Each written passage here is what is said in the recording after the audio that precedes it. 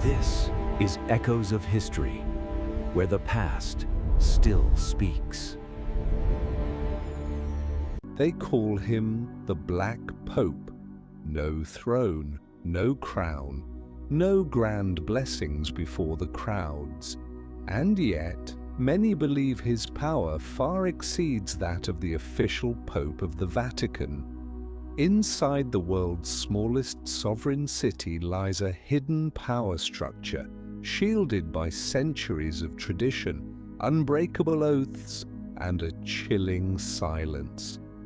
Here, decisions that could alter the fate of nations, or even the course of human history, are not announced on television. They're whispered through ancient stone corridors. Have you ever wondered who really controls the Vatican? And why do people fear the title Superior General even more than Pope? This story has no hero standing in the spotlight, only shadows moving behind the curtain. For centuries, the world has watched the white throne of the Vatican, the seat of the Catholic Pope, seen by millions as the representative of God on earth. To the faithful, he is a beacon of spiritual light, the guardian of truth and righteousness. But few know that just steps away from that throne, inside a modest building with no crown, no white robes, lies a power many believe to be untouchable. That power belongs to the Superior General, the supreme commander of the Jesuit order, or Societas Jesu. For centuries, he has never appeared before the public like the Pope. He gives no blessings, leads no grand masses, delivers no Christmas addresses in St. Peter's Square. And yet, according to documents, rumors, and even faint traces in long-forgotten historical records, he may be the one truly pulling the strings of power within the Vatican. It's no coincidence that politicians, generals, and even cardinals refer to him by a name both reverent and chilling: the Black Pope. The name doesn't just come from the black robes of the Jesuits, but from the shadowy power he wields in absolute silence, a power with no spotlight, yet capable of shaping the spiritual light of millions. His presence, or more precisely, his mysterious absence, has long stirred a question no one dares to answer aloud. Who really holds power inside the Vatican?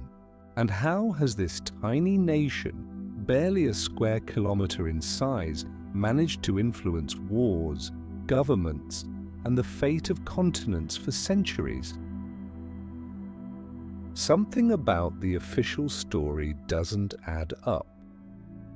There are missing pages, vanished documents, and decisions made with no trace of who signed them. And in the background of every unclear event, the Jesuits appear, quiet, yet impossible to erase. So, is the Black Pope merely a religious figure? Or is he part of a hidden network of global power the world has never fully understood? Tonight, Bedtime History invites you to step beyond that heavy curtain, tracing the origins of the Jesuit order and uncovering the hidden layers of nearly 500 years of secrets they never taught you in school. If the Vatican is a spiritual kingdom, then the Jesuits are its elite special forces, not just because of their intellect or iron discipline, but because of their chilling, unconditional devotion. Societas Jesu, known as the Jesuit Order, was founded in 1540 during the chaotic wave of the Protestant Reformation As thinkers like Martin Luther challenged the authority of the Catholic Church, the Vatican realized it needed something more powerful than doctrine, an organization that would fight not with prayers, but with strategy, knowledge, and, if necessary, covert action. The Jesuits were founded by Ignatius of Loyola, a Spanish knight wounded in battle. During his long recovery, he didn't lay down his sword. He simply replaced it with scripture. Though he left the battlefield behind, he never abandoned the warrior's spirit. And so he built a religious order shaped like a military unit, complete with ranks, commands, discipline, and absolute obedience. Jesuit priests are not the quiet, cloistered monks most imagine. They don't hide in monasteries. They go out into the world. They study languages, master science, advise kings, and build educational networks stretching from Europe to Asia. They are warriors on the battlefield of ideas, persuaders, missionaries, strategists. They enter foreign empires not with weapons, but with something even more powerful: intellect and total dedication. The Jesuits quickly became the strategic brain of the Catholic Church.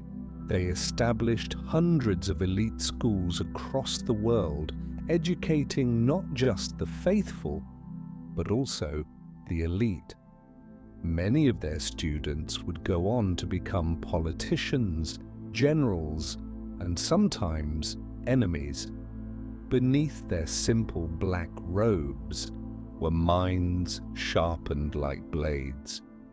What inspired admiration also inspired fear: their oath.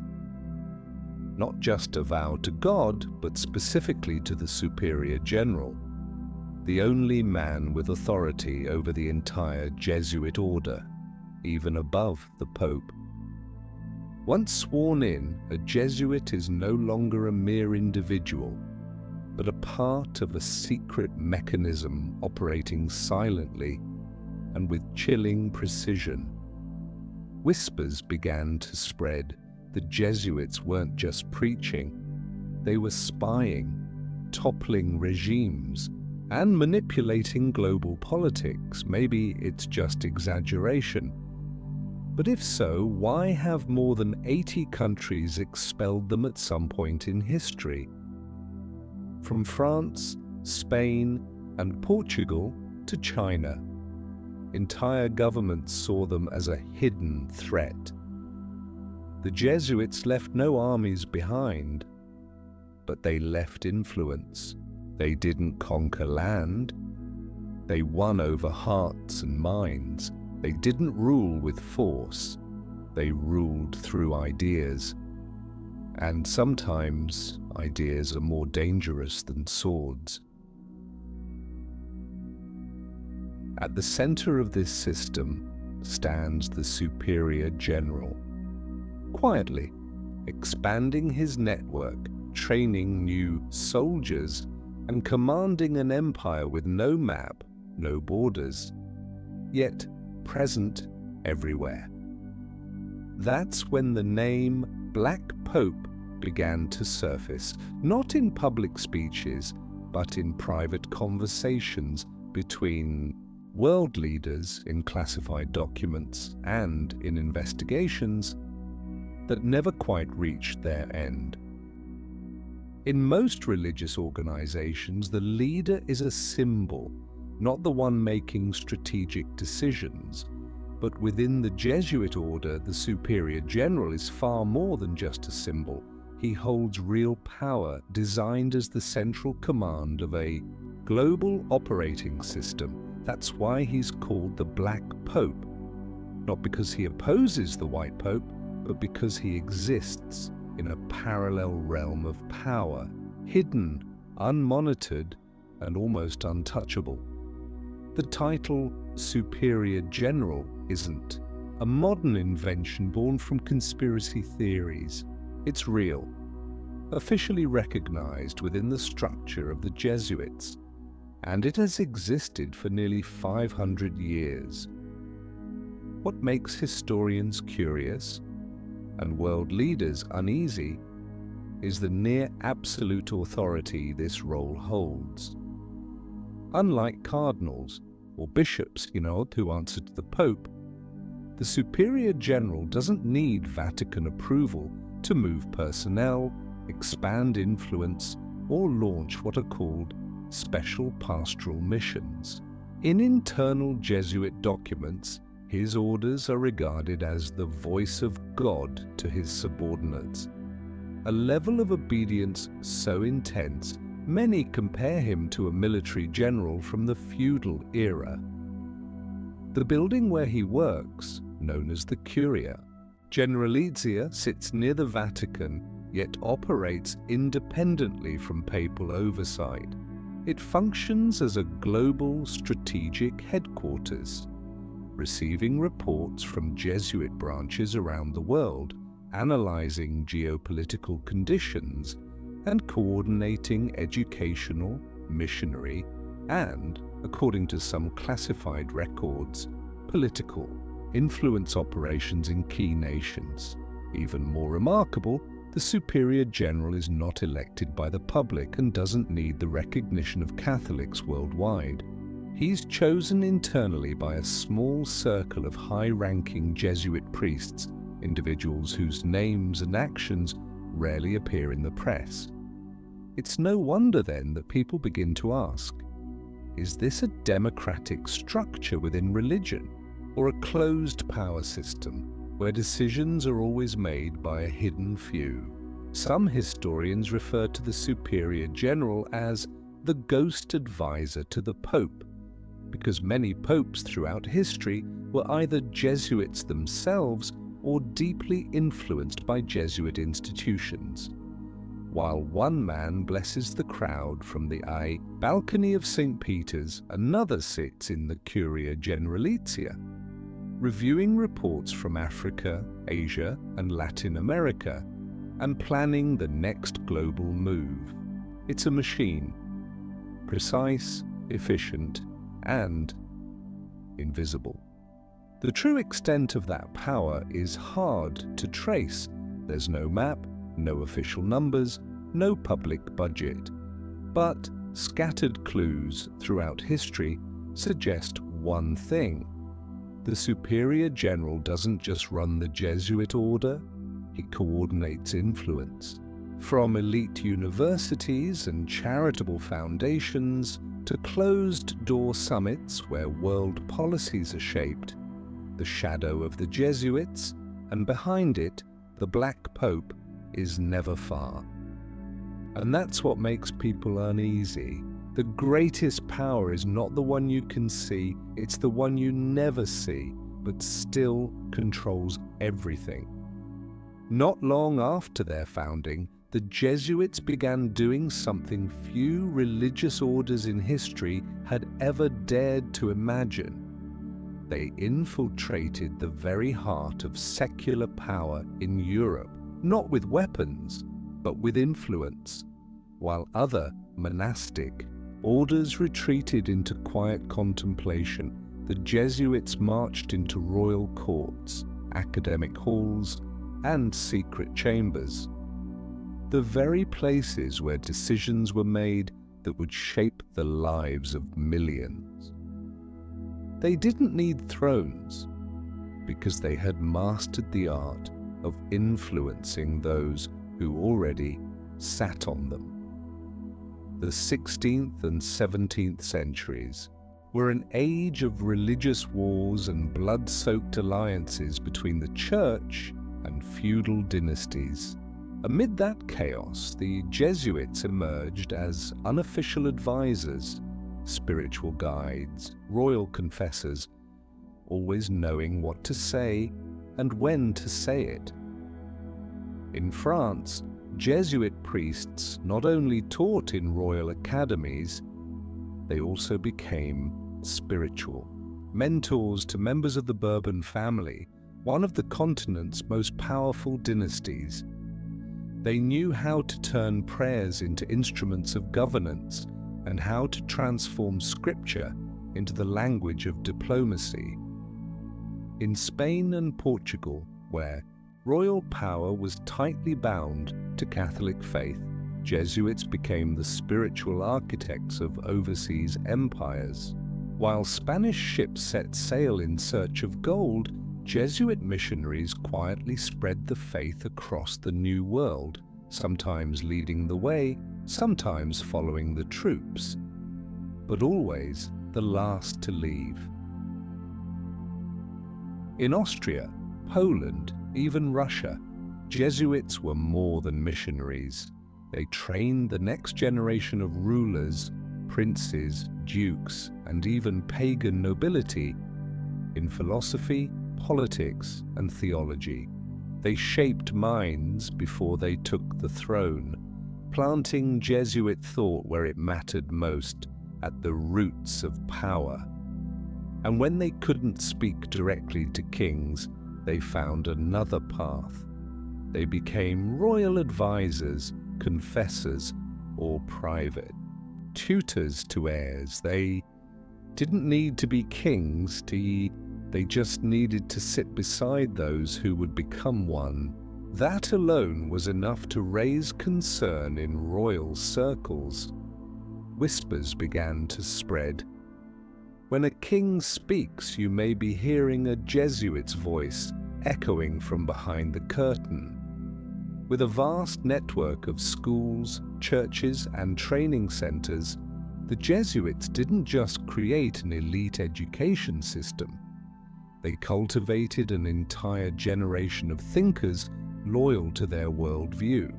Children raised under Jesuit guidance grew up to be bishops, generals, ministers, men who entered the world of power already seeded with ideas planted long ago. This rise was no accident. It was deliberate, step by step, because the Jesuits understood, if you want to change the world, start with the source of ideas, and ideas, planted at the right moment, travel farther than any law or army. Over time, this quiet presence became a thorn in the side of many governments. Some kings banned them, some courts expelled them, but they always came back because the seeds they planted in the minds of youth had already taken root. And so when the question arose, who really controls the game of Europe?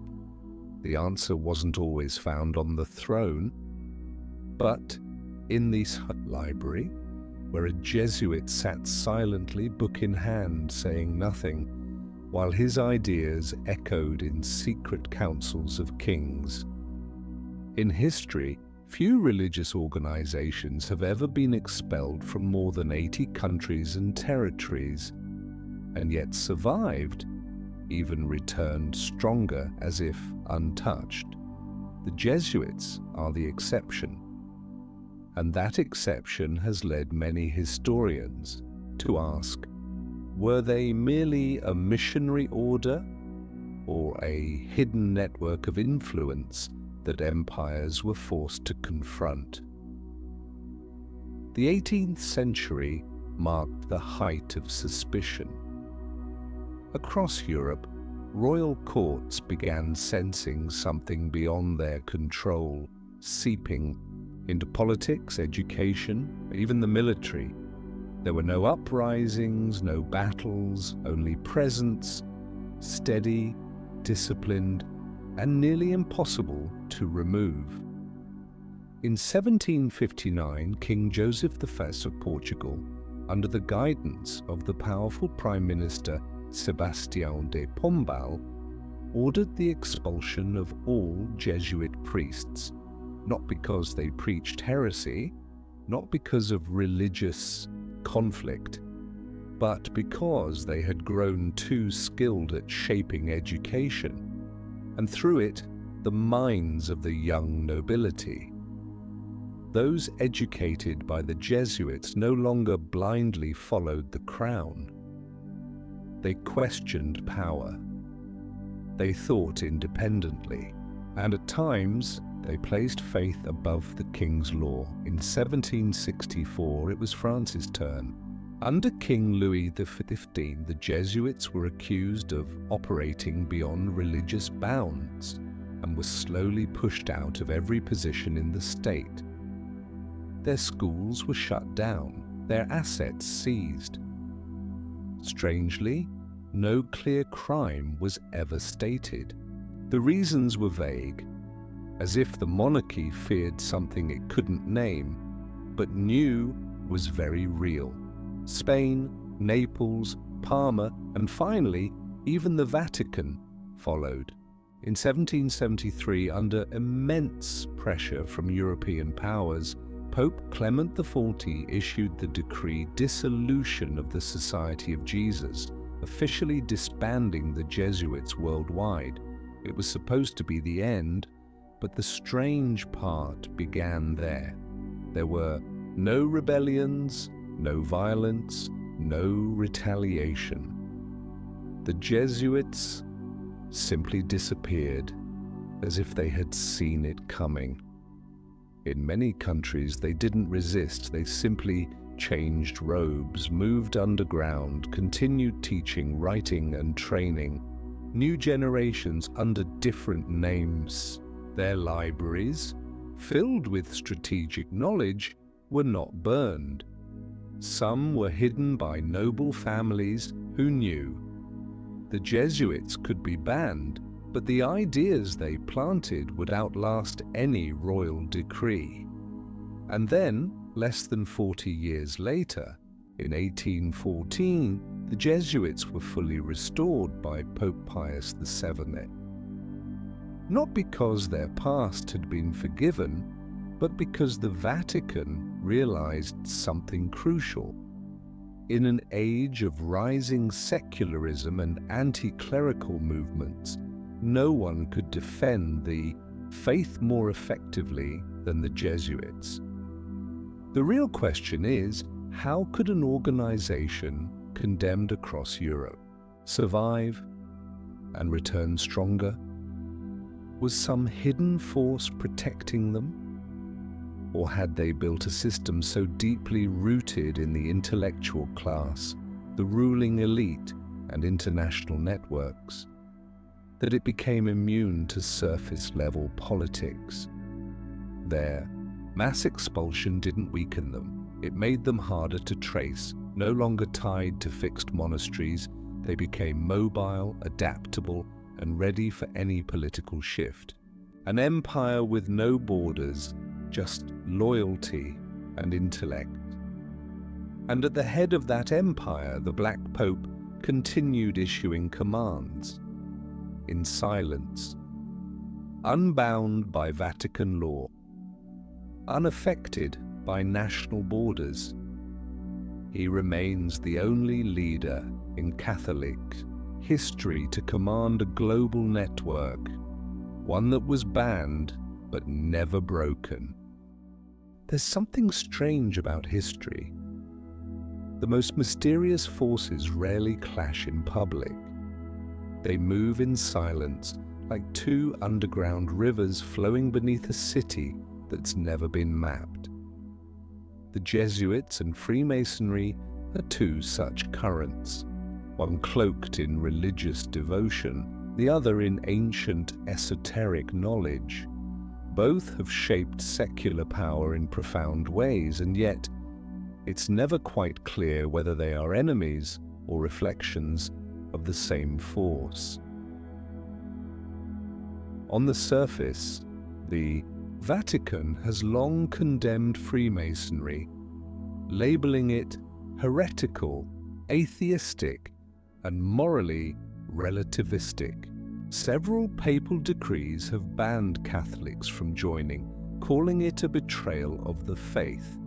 Meanwhile, Freemasonry, grounded in reason, science, and humanism, has often criticized the Church as outdated, oppressive, and hostile to free thought.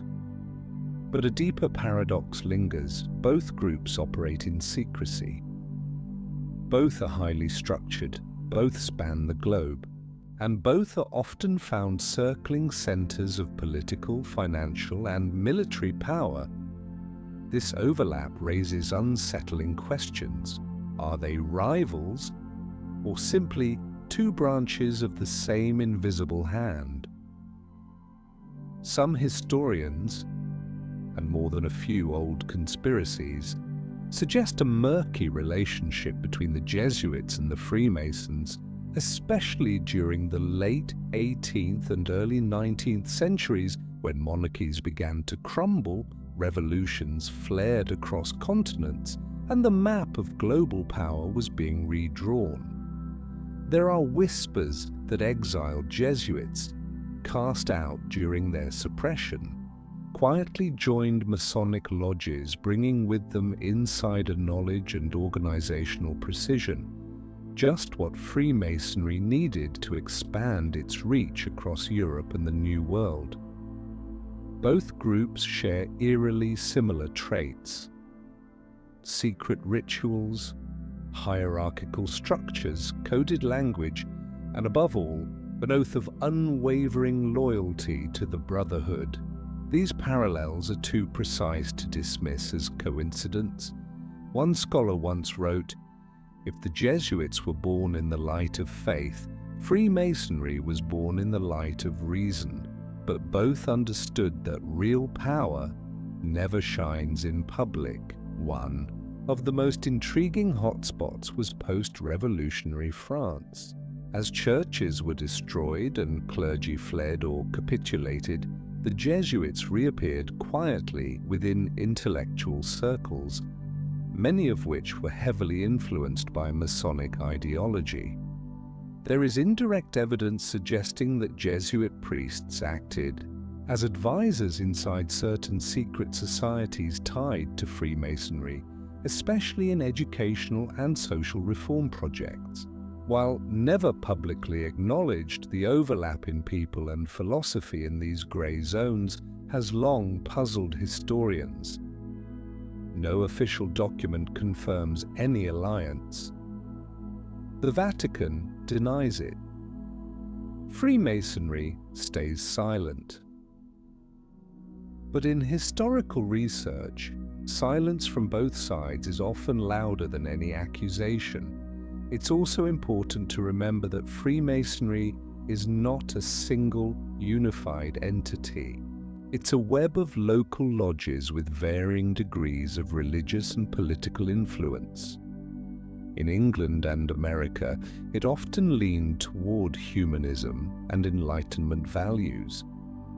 In continental Europe, especially in France and Italy, it delved deep into politics, even acting against the Church's influence. And yet, in those same places, the Jesuits never vanished, sometimes as guardians of faith, other times as silent observers in the background. Then comes the boldest theory of all, that neither the Jesuits nor the Freemasons are enemies, or even true allies, but rather two arms of a higher control system, one that uses both faith and reason not in conflict, but in tandem to shape the world, a system in which the Black Pope isn't the supreme commander, but merely a link in a far greater chain, one that history has never quite had the words or courage to name. When speaking of Europe's religious history, few words send a deeper chill than heresy. And behind that fear stood a powerful machine, the Inquisition, where faith was no longer a source of salvation, but a blade held above those who dared to think differently. Yet behind these brutal trials, few noticed a figure who never stood before the public, but quietly shaped the direction of it all, the superior general of the Jesuits, the Black Pope. The Inquisition had existed since the 12th century, but by the 16th century, It entered a new era of ruthless precision, coinciding with the dramatic rise of the Jesuit order. The Vatican didn't just need faith to fight off the Protestant Reformation. It needed something sharper, a tool to control thought and extinguish rebellion before it could even form. And the Jesuits were the perfect force. They had the intellect to detect dangerous ideas, the educational reach to reshape beliefs, and, most importantly, a surveillance network that spanned the Catholic world. They didn't need soldiers or spilled blood. They simply sent reports, discreetly, to their headquarters, where the Superior General read and issued orders. Not every Jesuit took part in interrogations or trials. That wasn't their role. Their power lay in something deeper: direction. They were the ones who wrote the manuals that defined the line between orthodoxy and heresy. They designed the intellectual filters in schools where even a student's question could be seen as evidence of spiritual rebellion. And they, or more precisely, their Superior General, controlled the flow of thought at its source. No need for prisons. He controlled minds through internal memos, subtle, coded directives distributed across Europe like a remote censorship system. It worked so well, even those never accused of heresy feared thinking differently. Some historians have written, "Your thoughts weren't killed by torture. They were killed by deliberate silence." The Jesuits understood this perfectly. They didn't need to interrogate. They created an environment where people policed themselves. In that climate, deviant ideas didn't need to be punished. They disappeared. Not because they didn't exist, but because no one dared to speak them. Some records suggest many Inquisition cases were sparked by Jesuit reports, submitted after lectures or private theological discussions, where something said behind closed doors was later encoded and sent back to headquarters, where the Superior General would decide whether a larger investigation was warranted. This wasn't preaching anymore. It was mental manipulation through intellect. It wasn't about defending faith, but redefining it through invisible control. The Inquisition was the public tool, but the long-term strategies, the mental frameworks, and the silent detection of spiritual dissent all bore the fingerprint of Jesuit thinking. And when such a system runs smoothly, or like a machine with no sound, the one orchestrating it from the shadows becomes far more dangerous than any judge in the courtroom. The Superior General never needed to step inside a tribunal. A single nod from him, and an entire network of fiercely loyal priests would ensure that any dangerous thought disappeared before it ever had the chance to grow. The Vatican, barely 44 hectares in size, smaller than a standard golf course, is still the place where world leaders pay silent visits, intelligence agencies tread carefully, and billions of believers look toward with reverence or unease. In a world run by oil, finance, and military force, the Vatican exists as a paradox. It has no vast army, no independent central bank, no natural resources, and yet it exerts global political influence in ways very few truly understand. Behind those ancient stone walls, Roman, thick, and silent, the official pope isn't always the one pulling every string. Researchers, politicians, and former members of secret orders have all hinted at this.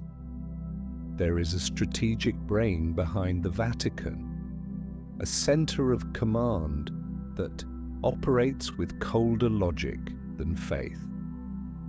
And more often than not, that figure is the Superior General of the Jesuits, the so-called Black Pope.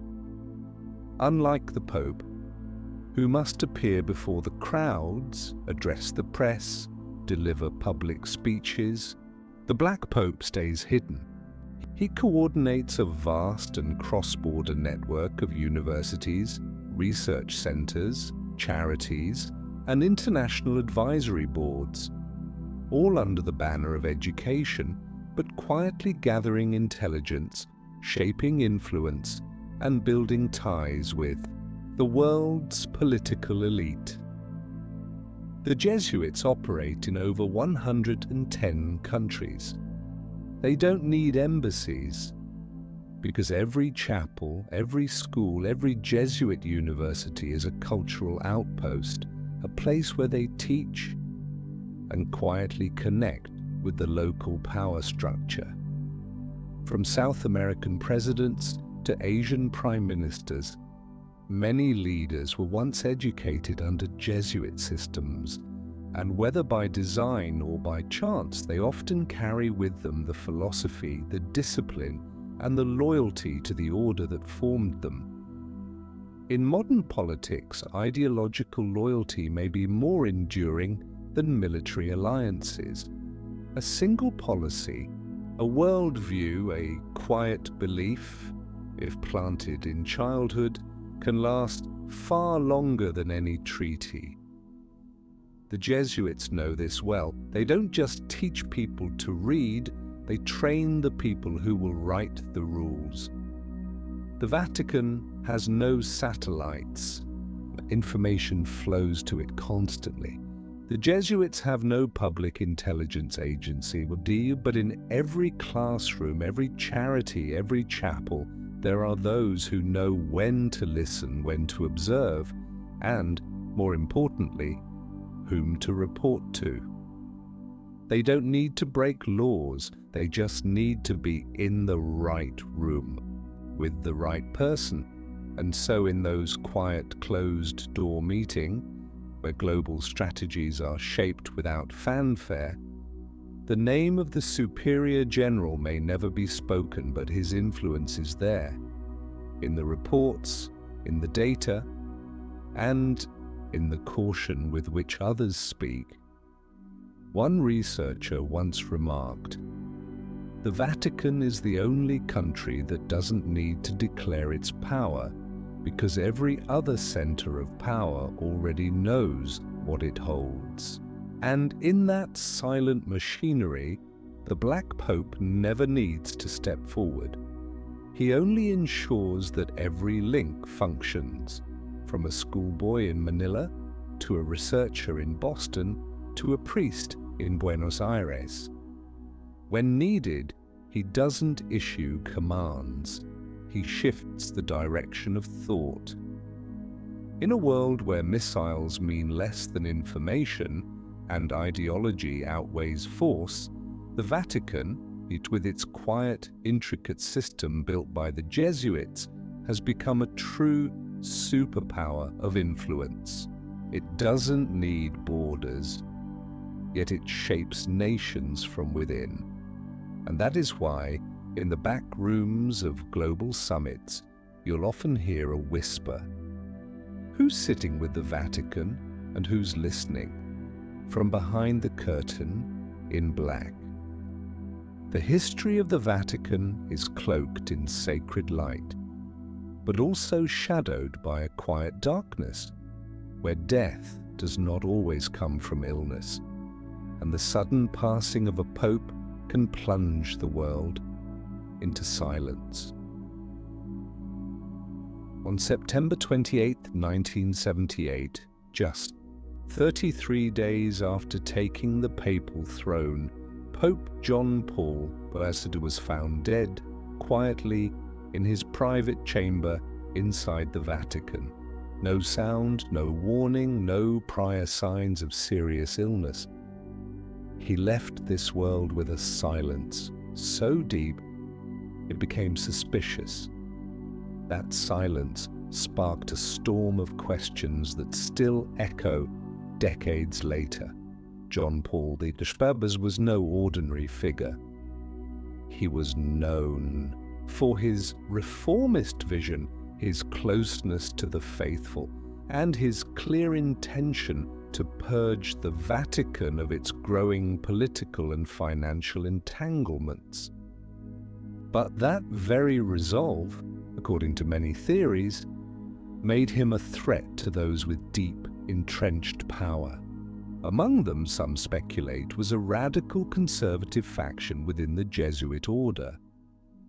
Just days before his death, John Paul I was reportedly preparing a complete restructuring of the Vatican's financial apparatus, especially targeting the Vatican Bank, long rumored to be involved in money laundering, fraud, and ties to the Italian mafia. He also planned to remove several high-ranking cardinals, some of whom were allegedly connected to secret societies like P2, Propaganda Due, a clandestine Masonic lodge that had infiltrated banking, politics, and even the church itself. The problem? Many key figures in these networks had either direct or indirect ties to the Jesuits.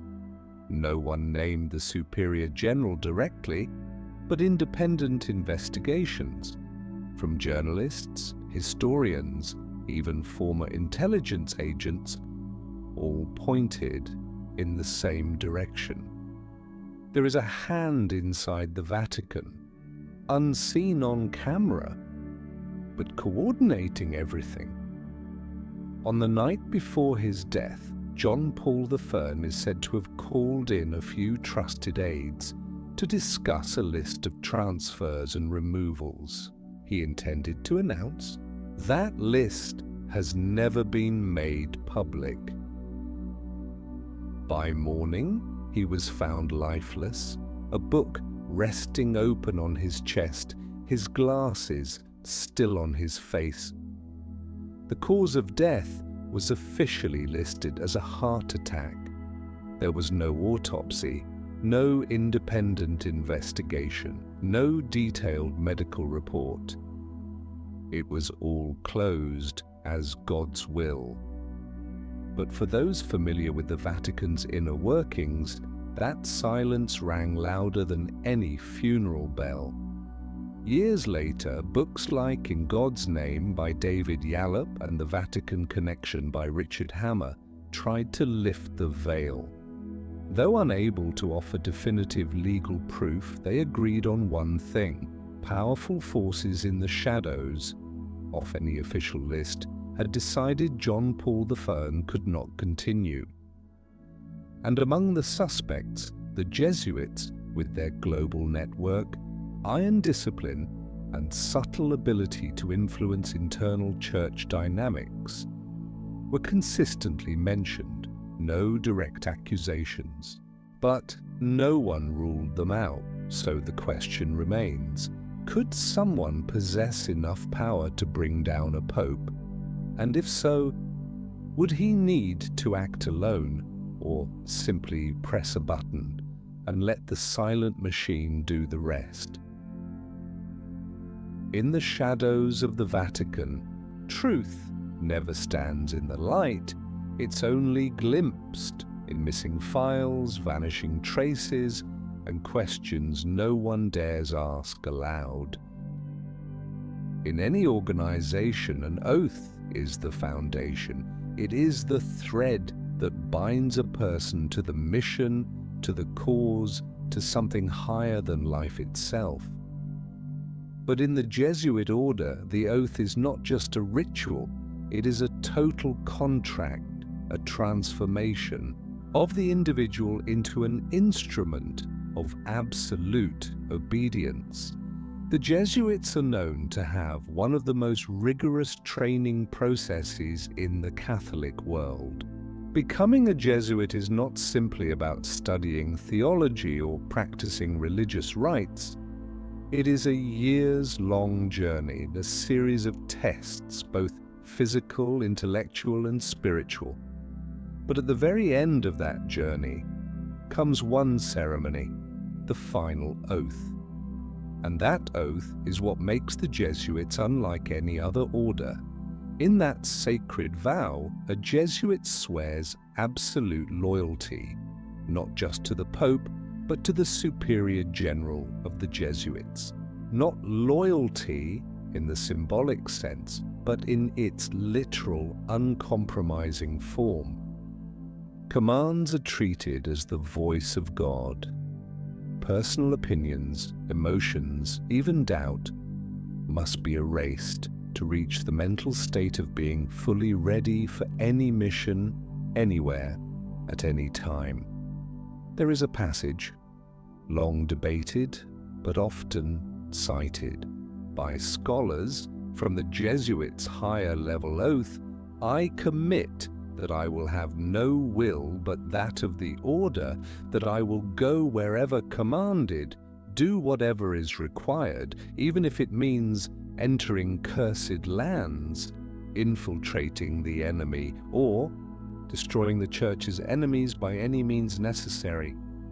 While the Vatican has never officially confirmed this dramatic text, internal training documents offer indirect clues, manuals that outline how to erase personal will, how to see the world not through your own eyes, but through the lens of the order. One core principle is repeated over and over. Perinde asi cadaver, as a corpse, meaning, obey your superiors as a lifeless body, motionless before another's will. No resistance, no questioning, no interpretation. It is this mindset that allows the Jesuits to function globally across cultures, languages, and governments.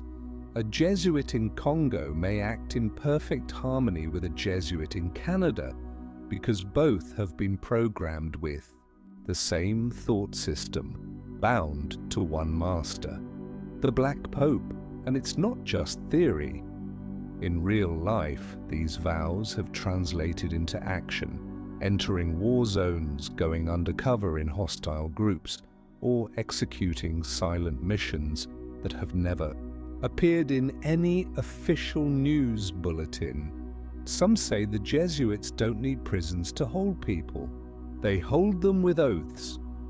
Oaths not just enforced by doctrine, but through an internal surveillance system where each member is taught to monitor himself and report himself if he strays from the path.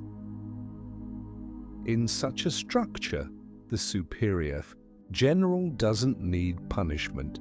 He only needs a glance, a quiet message to prompt thousands around the world to adjust themselves like gears rotating in perfect synchrony. This discipline doesn't just create organizational strength, it creates a form of irreversible power. Each individual becomes a loyal signal tower, feeding a global network serving one purpose and one commander. And throughout history, any organization that commands such loyalty, regardless of what it's called, is not merely a religion. It is a system, a strategy, a tool in a much larger game than any sermon could ever describe. When the sails of Spain and Portugal cut across the oceans in the 16th century, the world entered a new era, the age of colonial empires. But in every expedition, among the soldiers, merchants, and explorers, there was always at least one figure in a black robe holding a crucifix, carrying sacred hymns instead of weapons. He was a Jesuit priest, tasked with a mission no less important than gold, the conquest of souls. The Jesuits didn't arrive in the New World to seize land through force. They came to gain spiritual control through faith. In untouched territories, among forest-dwelling tribes or remote highland communities, they built missions, churches, schools, and slowly reorganized indigenous life according to Catholic doctrine. In Paraguay, Brazil, and Argentina, they established self-contained communities called reducciones, where native people lived separately from colonial society under the total authority of Jesuit priests. On paper, these were peaceful sanctuaries, without private property, without violence, filled with music, prayer, and education. A Catholic paradise, deep in the jungle, but the question remains: paradise for whom? While empires looted gold and enslaved bodies, the Jesuits claimed they came to protect the dignity and souls of the indigenous. But they too managed vast resources, land, agriculture, livestock, and even controlled trade in salt and exotic timber. Some historians describe the reducciones as functioning like mini-theocracies, self-sufficient, tightly governed, and structured almost like an empire within an empire. Not all indigenous people converted willingly. Many were pressured through a form of soft assimilation. Those who didn't convert couldn't be saved, couldn't access education, and were excluded from God-protected communities. It was a subtle mental chain more powerful than any rope. People weren't bound by force, but by beliefs carefully reshaped at their roots. To the Vatican, the Jesuits' success in the New World was a great triumph.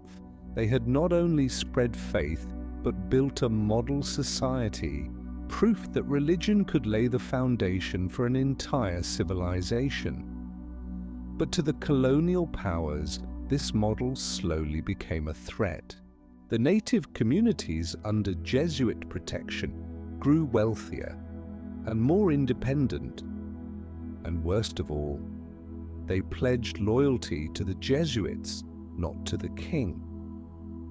In 1767, King Carlos III of Spain, alarmed by the growing influence of the Jesuits in South America, ordered their expulsion from all Spanish colonies. Hundreds of missions were abandoned. The indigenous people, who had lived for generations under the Jesuits' fatherly rule, were now forcibly absorbed into imperial systems by military force. An entire order collapsed. But the seeds had already been planted. Before their departure, the Jesuits copied everything: documents, maps, records, internal reports, and smuggled them back to Europe.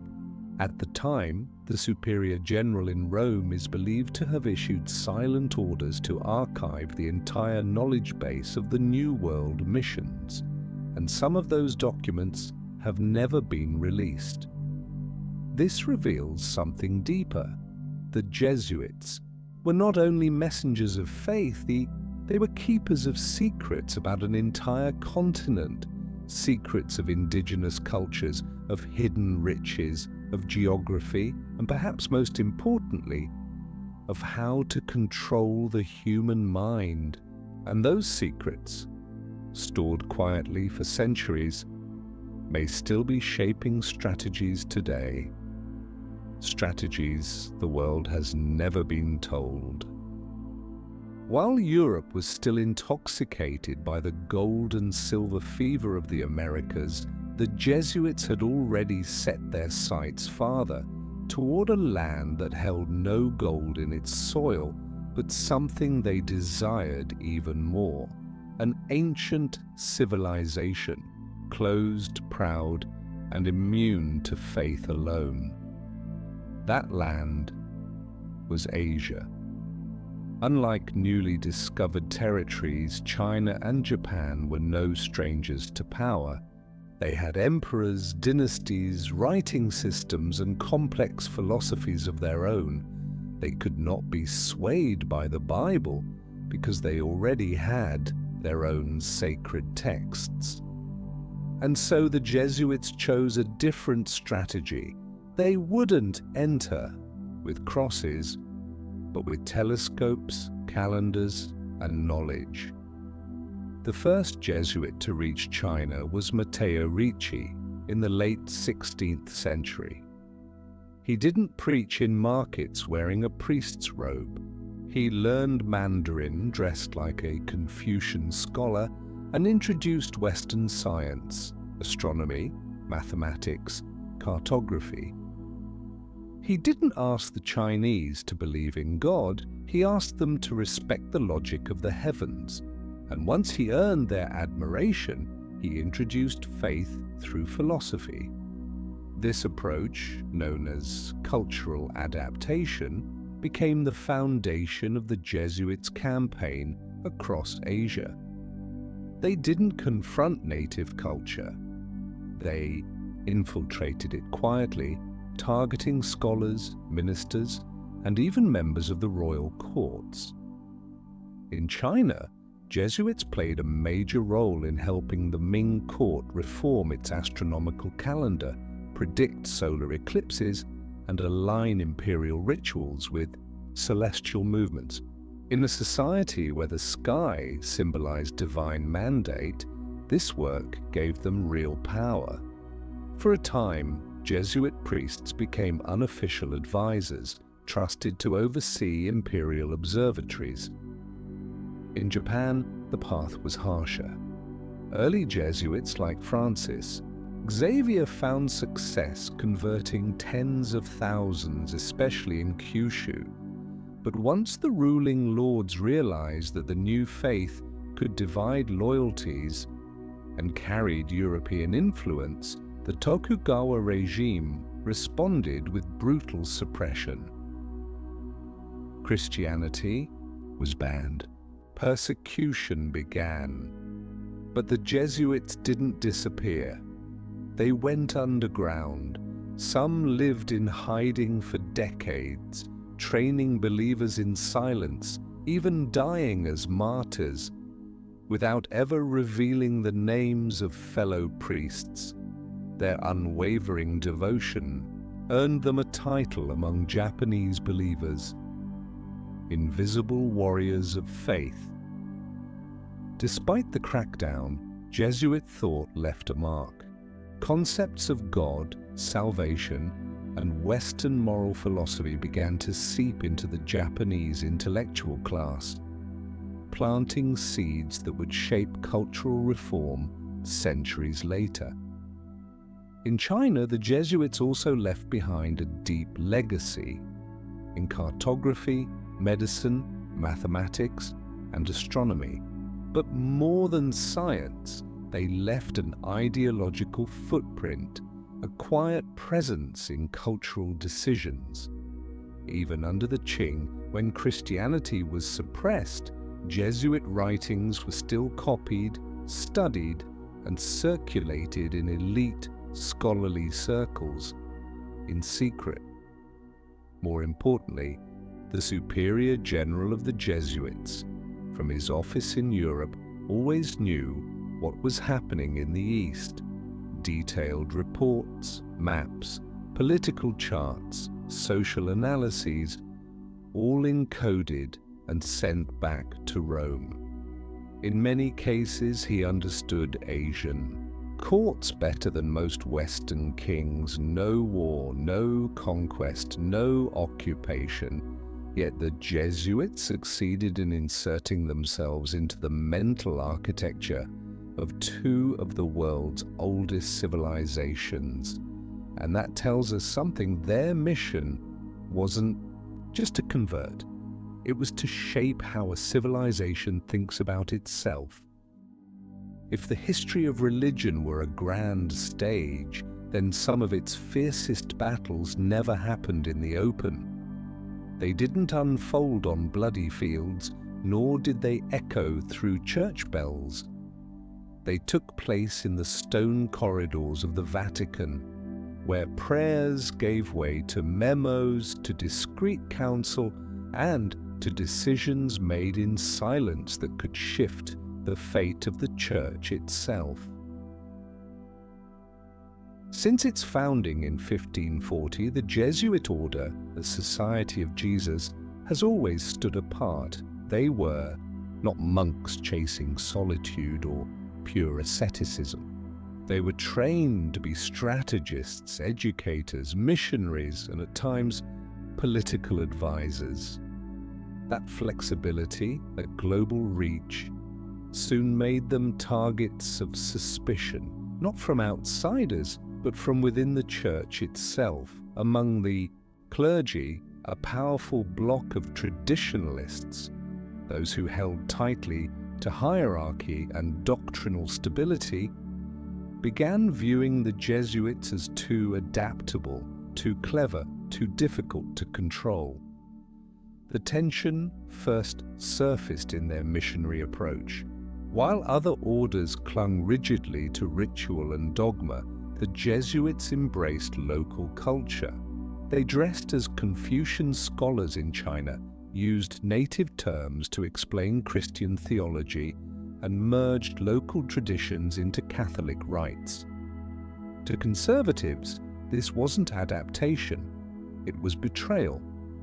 They accused the Jesuits of enabling heresy, watering down divine truth, and using faith as a tool for influence. But the real conflict was never just about theology. It was about power.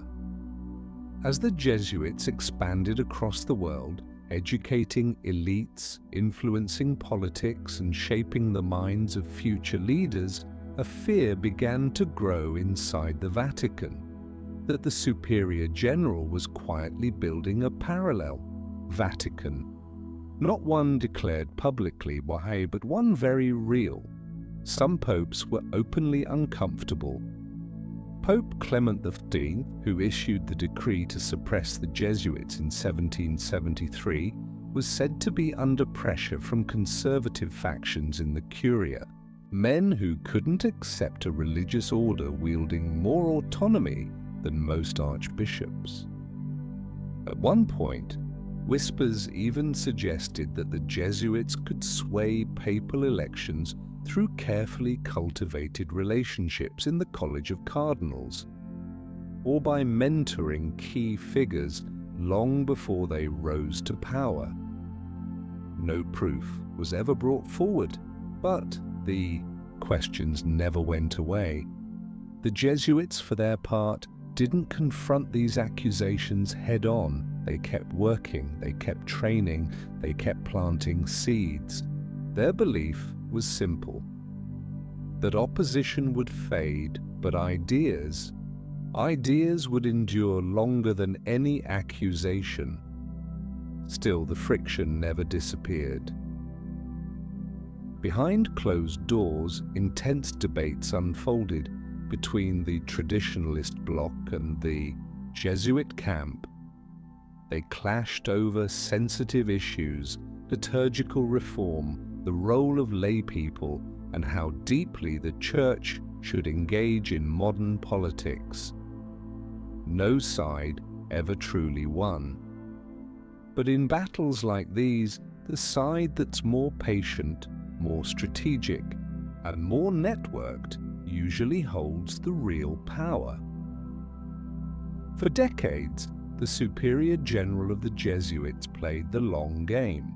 He didn't appear at major ceremonies, but his influence could be found in Catholic universities, think tanks, policy institutes, and in nearly every place the Vatican couldn't afford to lose ground. Inside the Church, the Jesuits have never been fully welcomed, but they've never been cast out either, because the truth is, they are what the Vatican cannot publicly embrace. and yet cannot live without. When World War I and II erupted, the world spiraled into fire and steel. Bombs, hatred, and the collapse of empires. Superpowers clashed, governments fell, tens of millions perished. But amid the gunfire and chaos, there was one force that held no army, fought no battle, and never appeared on any military map, yet managed to retain influence, information, and a foothold in both sides of every conflict. That force was the Jesuits. No official document ever stated that the Society of Jesus directly participated in war operations, and yet their presence across Europe, the Americas, and Asia, within both Allied and Axis territories, led many to believe that they quietly acted as channels of communication and brokers of subtle influence, especially during moments of transition. Before and during World War I, Jesuit priests operated schools, philosophy institutes, and missions across Germany, France, Austria, Hungary, Italy, and even Russia. They held no rifles, but they taught the children of generals, politicians, and aristocrats. Many high-ranking officers on all sides had once sat in Jesuit classrooms. The Vatican's official neutrality allowed Jesuits to move freely, send messages, and maintain quiet lines of contact at a time when ordinary communication was censored, intercepted, or destroyed. Post-war records suggest that Jesuits may have served as informal envoys carrying messages between rivals and even advising certain heads of state, always from the shadows. But it was World War II that placed the Jesuits in the most ambiguous spotlight. While the Vatican maintained a famously cautious silence in the face of Nazi Germany's rise, many Jesuit priests in Germany developed a complicated relationship with Hitler's regime. Some resisted. Some helped Jews escape, but others were reportedly used to spread anti-communist messages under the justification of protecting Christian Europe from the Bolshevik tide in the East. In Austria and Poland, many Jesuit clergy were imprisoned, tortured, or killed. Yet some others were left untouched, still managing religious facilities or teaching under Nazi supervision. That inconsistency raised questions. Was there a dual strategy being quietly coordinated from within the Vatican? After the war, as the Cold War began to crystallize, the Jesuits emerged again, not weakened, but repositioned. Reports suggest that Jesuit networks were tapped by Allied powers, especially in Latin America, Eastern Europe, and Asia, where the threat of communism loomed.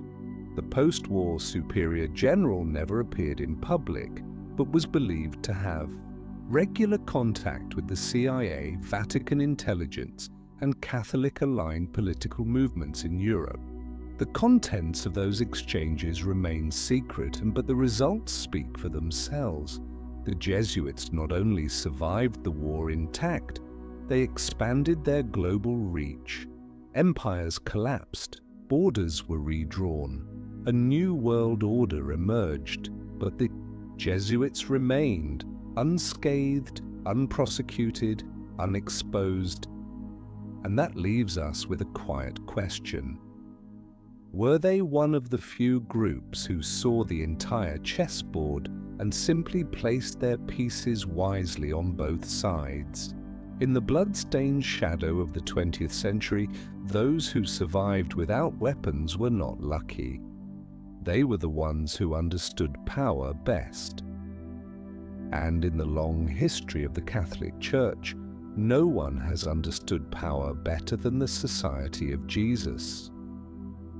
The world wars ended in flames, rubble, and moral wounds that had no precedent. Empires crumbled, millions were displaced. Faith in the old order shattered.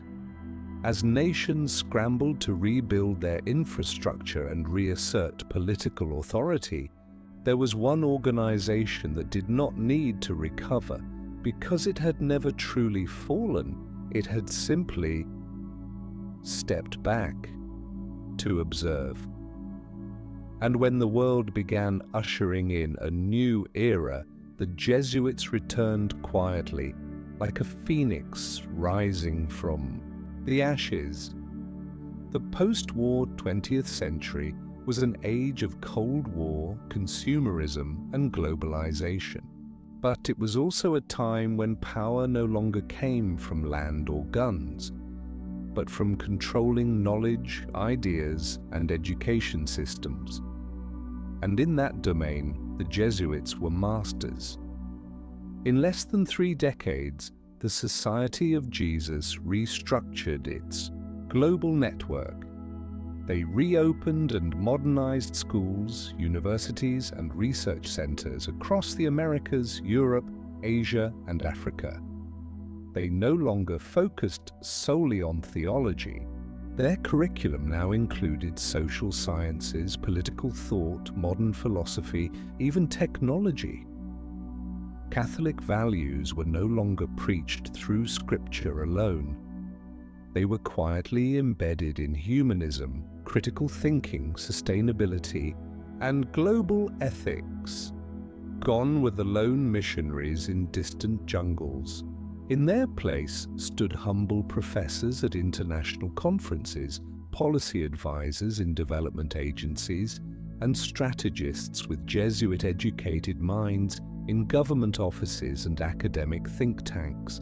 They didn't wear priestly robes, but they thought like Jesuits, loyal to a philosophy that transcended borders and parties. It was during this period that the role of the superior general evolved.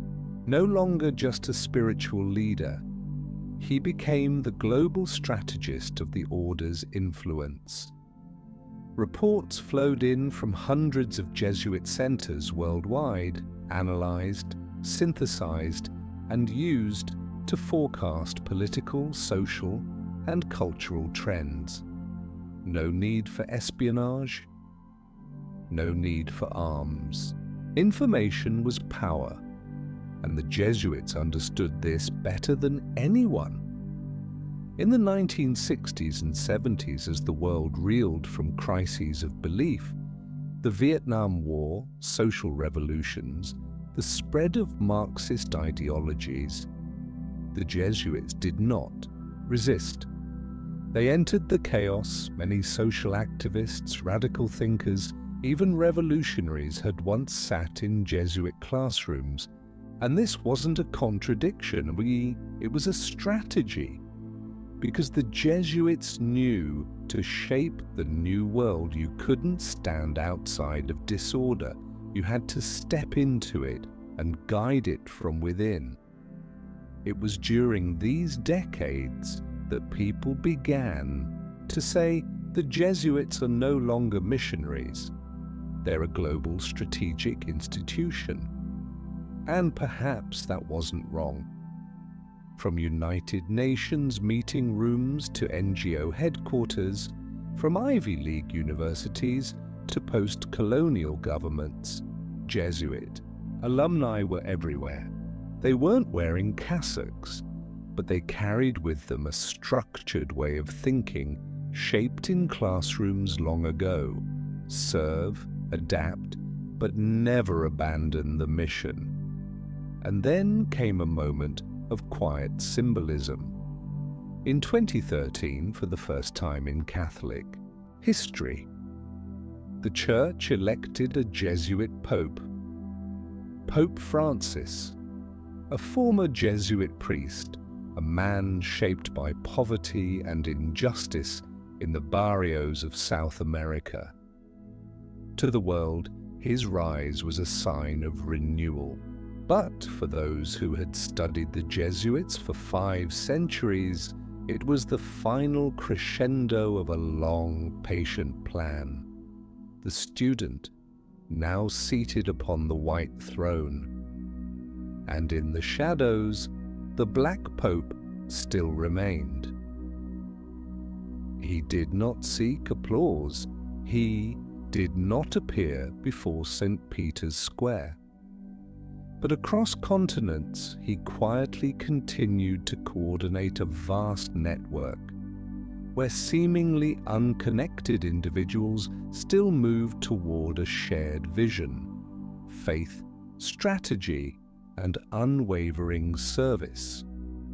As the world stepped into the post-World War II era, the map of global power was redrawn, not only through diplomatic summits, but through the shadows of intelligence networks.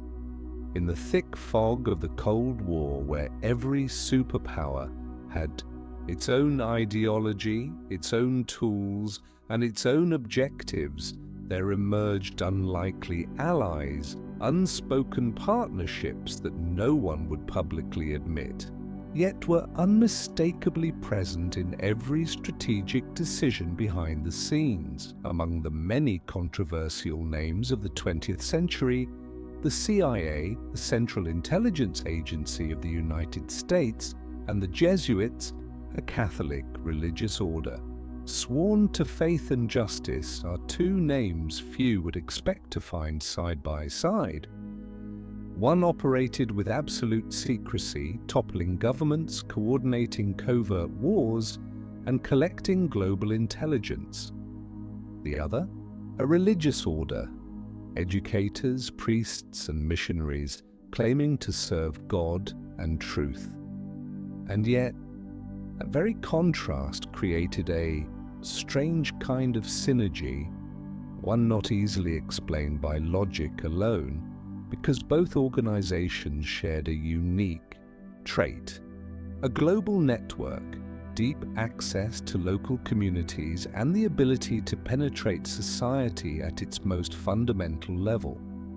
After World War II, as America realized that nuclear weapons could never win hearts and minds, the CIA began seeking subtler channels of influence.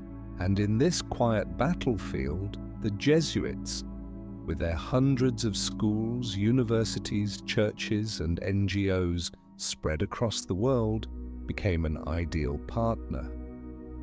No official documents link the two, but countless testimonies, declassified files, and the recollections of former agents and clergy suggest that this informal alignment began in the 1950s, especially in hotspots like Latin America, Southeast Asia, and parts of Africa.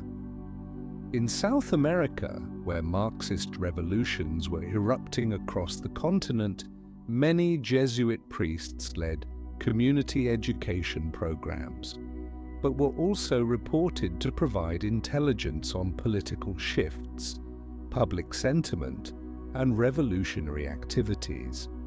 According to several reports, the CIA secretly collaborated with Jesuit clergy to collect social data, analyze political trends, and even coordinate anti-communist messaging through schools and churches.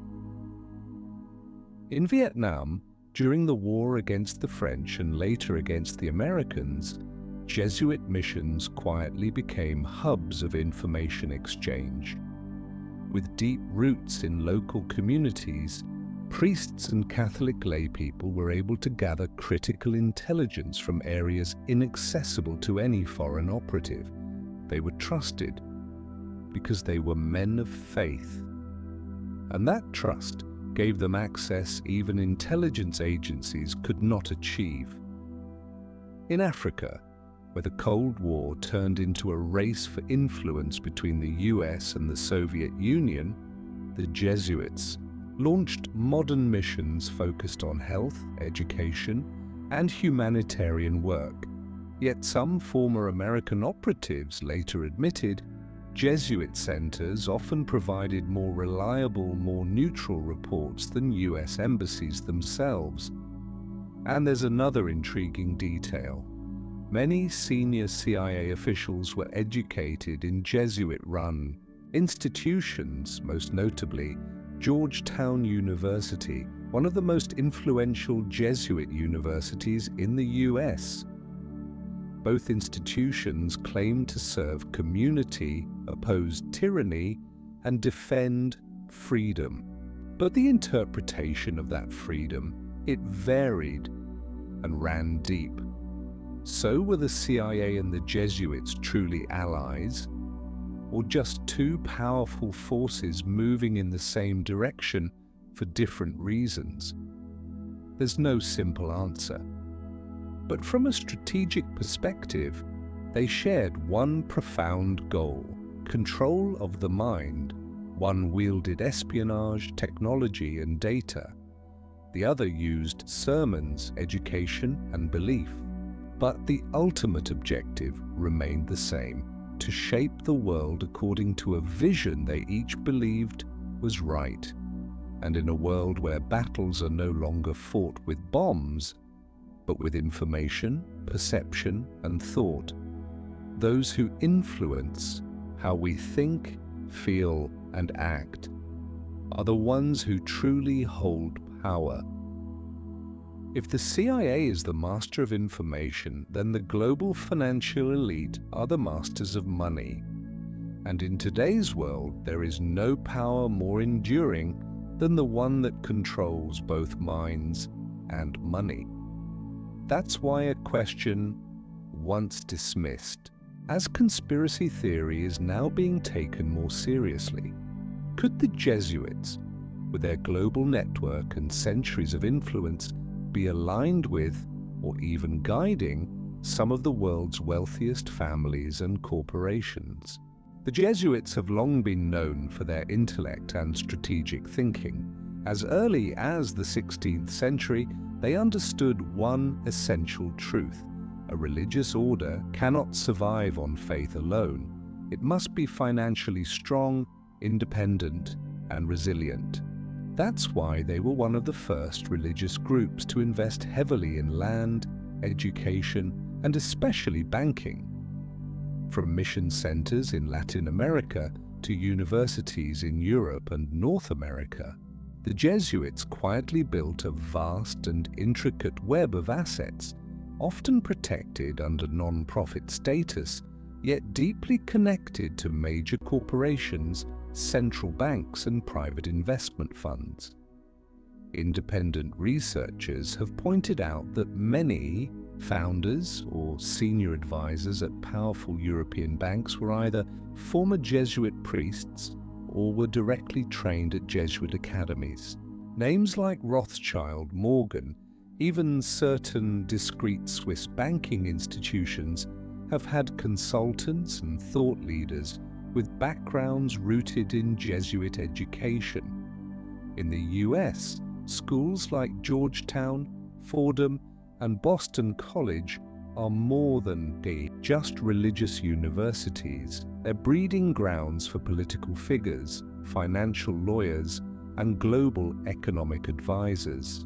Many prominent alumni have gone on to become hedge fund executives, central bank officials, or even finance ministers. But the real alliance lies not just in education, it lies in shared philosophy. Jesuits don't simply teach people how to succeed, they teach them to serve a greater cause, one that values order, stability, and a moral influence on society.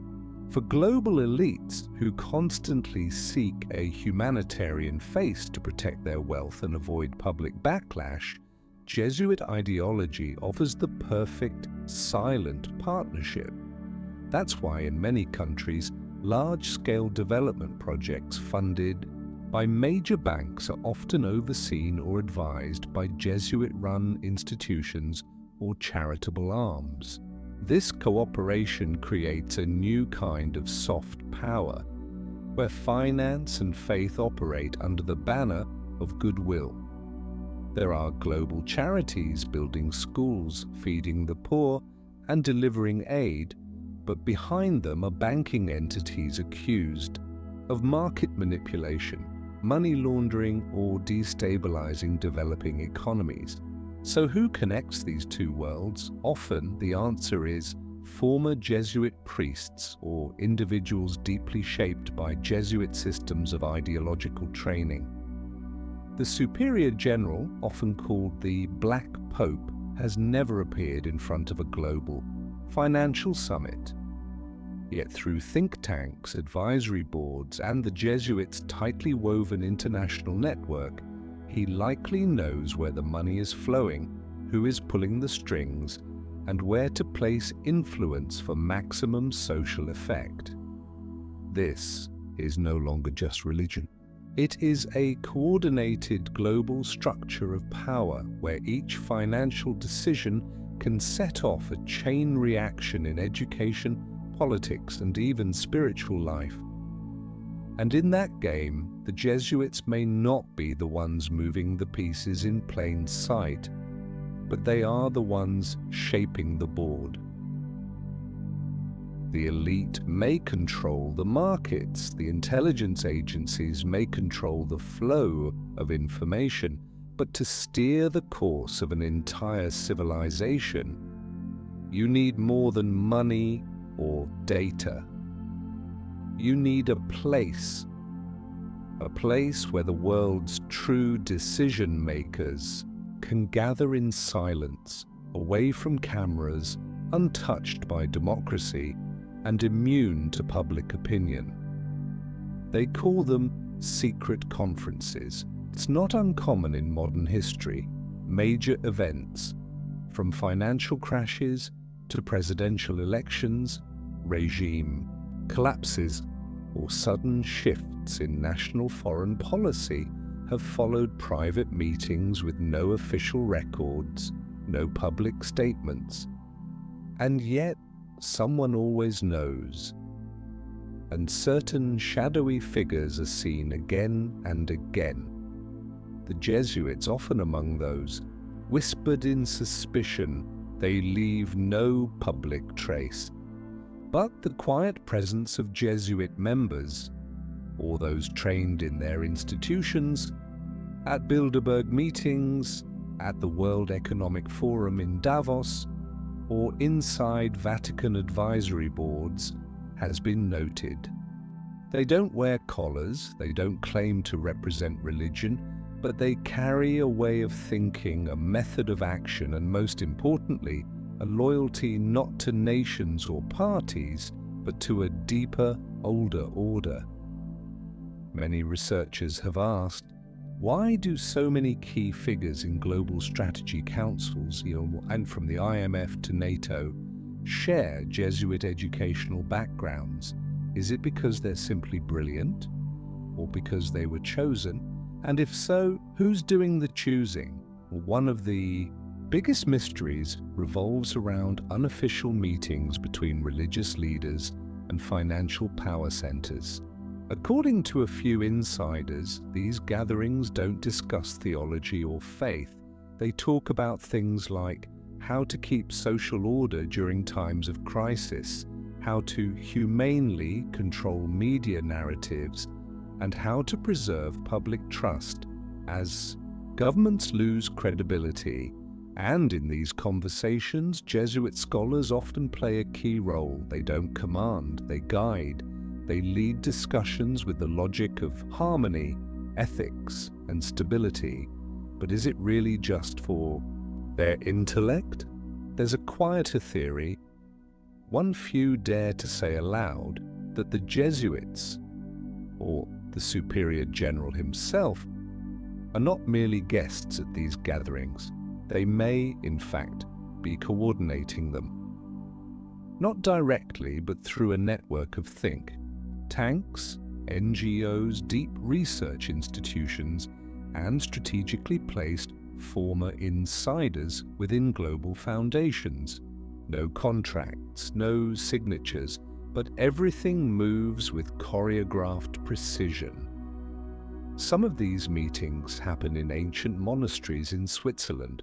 Others are held at quiet universities in Austria, France, or Italy, where guests are only told the general theme, while the true facilitator remains unseen. And after each meeting, no announcements follow, but the world somehow seems to shift. Who sits in the shadows? Who remains silent while the world outside shouts? Who never speaks, and yet is heard by all? If you've ever heard the phrase, "Silence isn't ignorance, it's decision-making," then you may begin to understand why the Jesuits never need to stand in the spotlight to influence even the brightest places. When a story becomes too big, too deep, and too real, the most effective way to make the public stop believing it is to turn it into entertainment. It's a simple yet powerful strategy, one that modern media and the film industry have mastered for decades.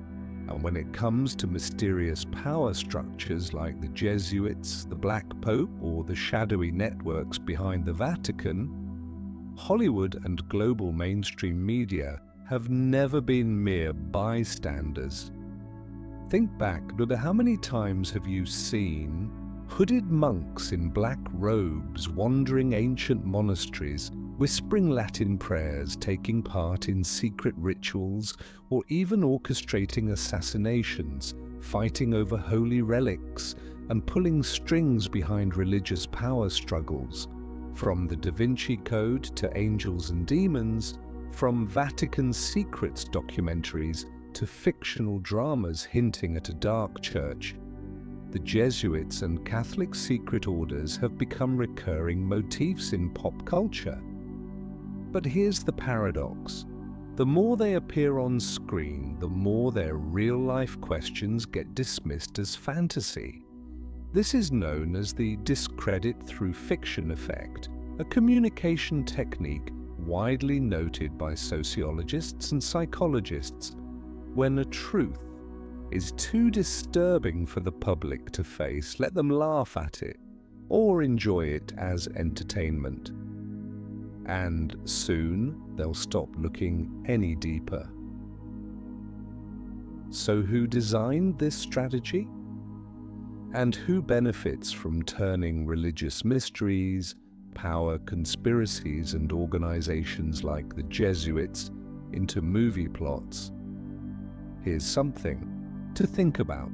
Many directors, screenwriters, and producers of major Vatican-themed films were educated at Jesuit universities or had academic ties to them.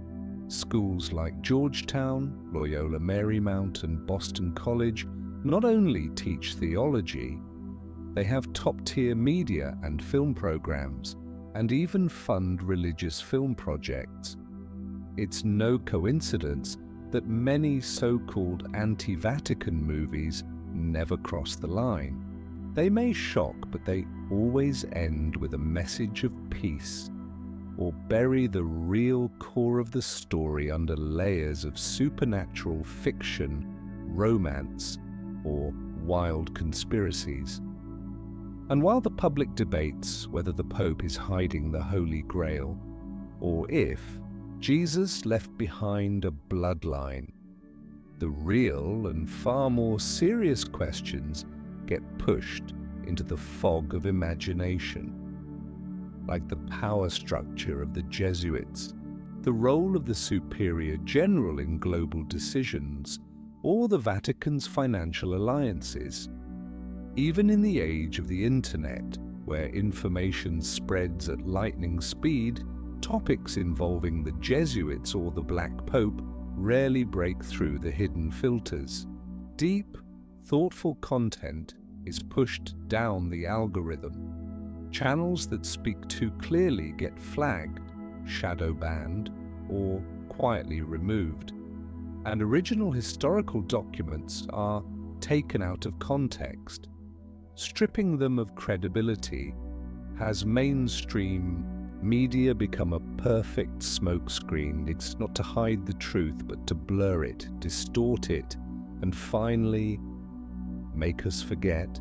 Is there a hand or a system carefully shaping the media to distract the world from asking the right questions?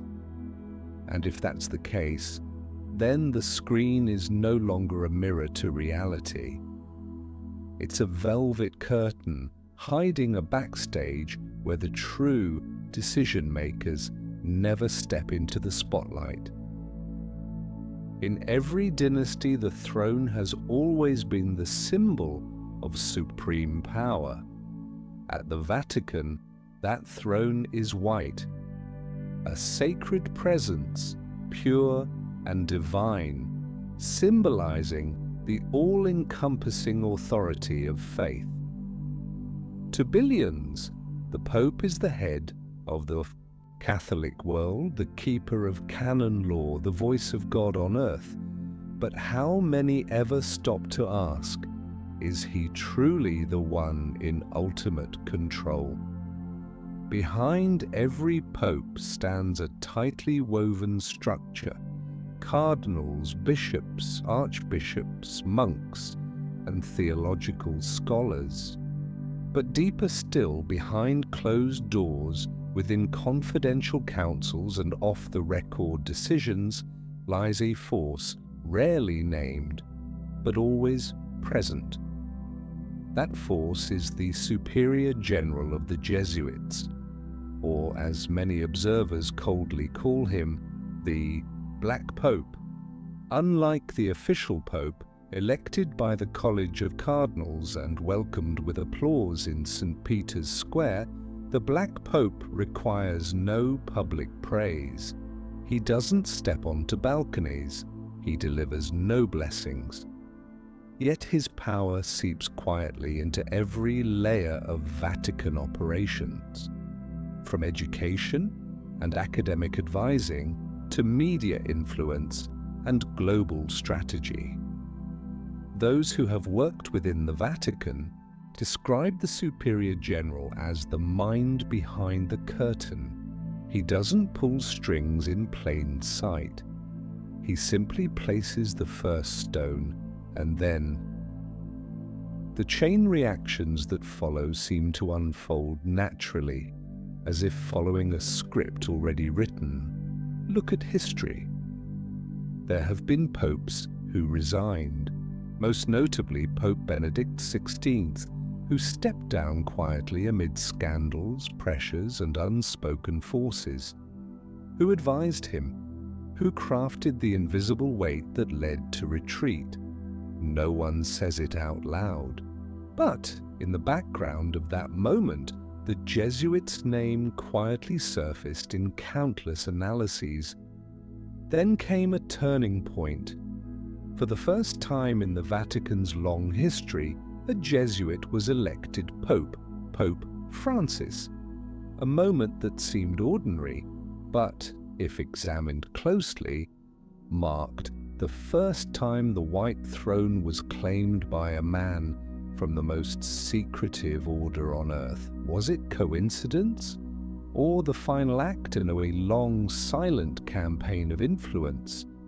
A moment when the Jesuits didn't just whisper from the wings, but stepped directly onto the stage. When the script is written by the director, it's no surprise when the lead actor begins to look a lot like him. The Superior General remains unseen, but his people, his philosophy, his carefully cultivated network now hold some of the highest posts in the Church, from young cardinals educated at Jesuit institutions to academic councils, legal advisors, and media strategists.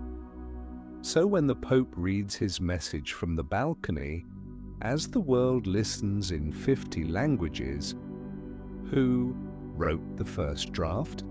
That question may never be publicly answered. But the more we observe how the Vatican operates, with discipline, secrecy, and near-perfect efficiency, the more we begin to realize the light of the white throne may come from somewhere far darker, deeper, and infinitely quieter. Not all power needs to be seen to exist. The most dangerous kind is the kind that never shows its face. And in the halls of the Vatican, where faith and strategy speak in ancient tongues, the one truly calling the shots is never the one in front of the camera. South America, a land of fiery spirit, where the mighty Andes stand tall against the tangled Amazon, and where the blood of ancient civilizations still lingers beneath the feet of Christ, the Redeemer. But it's also a continent that throughout the 20th century was rocked again and again by military coups, dictatorships, and ideological clashes between communism and capitalism. Global observers have often blamed the CIA, Mossad, or Western economic interests for meddling in the politics of countries like Argentina, Chile, Brazil, and Bolivia. But one organization rarely named, whose footprints are found everywhere, is the Jesuits. As early as the 17th century, the Jesuits had already reached the far corners of Paraguay, Peru, and Brazil, establishing reducciones, isolated religious settlements. These weren't just missionary outposts. They were experimental socio-political models where indigenous people were brought under control in the name of saving their souls. And when the empires collapsed and South American nations gained independence, the Jesuits didn't retreat. They simply shifted roles. They became advisors, educators, and at times peacemakers during political crises. But from those positions, they also shaped the minds of those who would one day take power. In the 20th century, as the US and the Soviet Union turned South America into a Cold War chessboard, many Jesuit priests openly supported liberation movements, Christian socialism, and the ideals of social equality. They became spiritual allies to resistance groups, from the Sandinistas in Nicaragua to the FARC in Colombia. But here's the paradox: the Jesuits didn't choose sides, they chose position. While some priests stood shoulder to shoulder with peasant fighters, others were lecturing at elite academies attended by the children of military leaders and top politicians. It made many wonder, were the Jesuits truly neutral, or were they strategically everywhere at once? In 1973, when President Salvador Allende, the world's first democratically elected Marxist leader, was overthrown in a bloody coup in Chile, many scholars noted religious advisors were present on both sides. Jesuit priests had stood with Allende during his campaign, yet former Jesuit students sat inside the coup command centers. Likewise, in Argentina during the Dirty War, when tens of thousands were kidnapped or disappeared, some priests were murdered for speaking out, while others remained calmly silent. And in those prisons, confessions made to Jesuit clergy were sometimes used to quietly probe for political dissidents.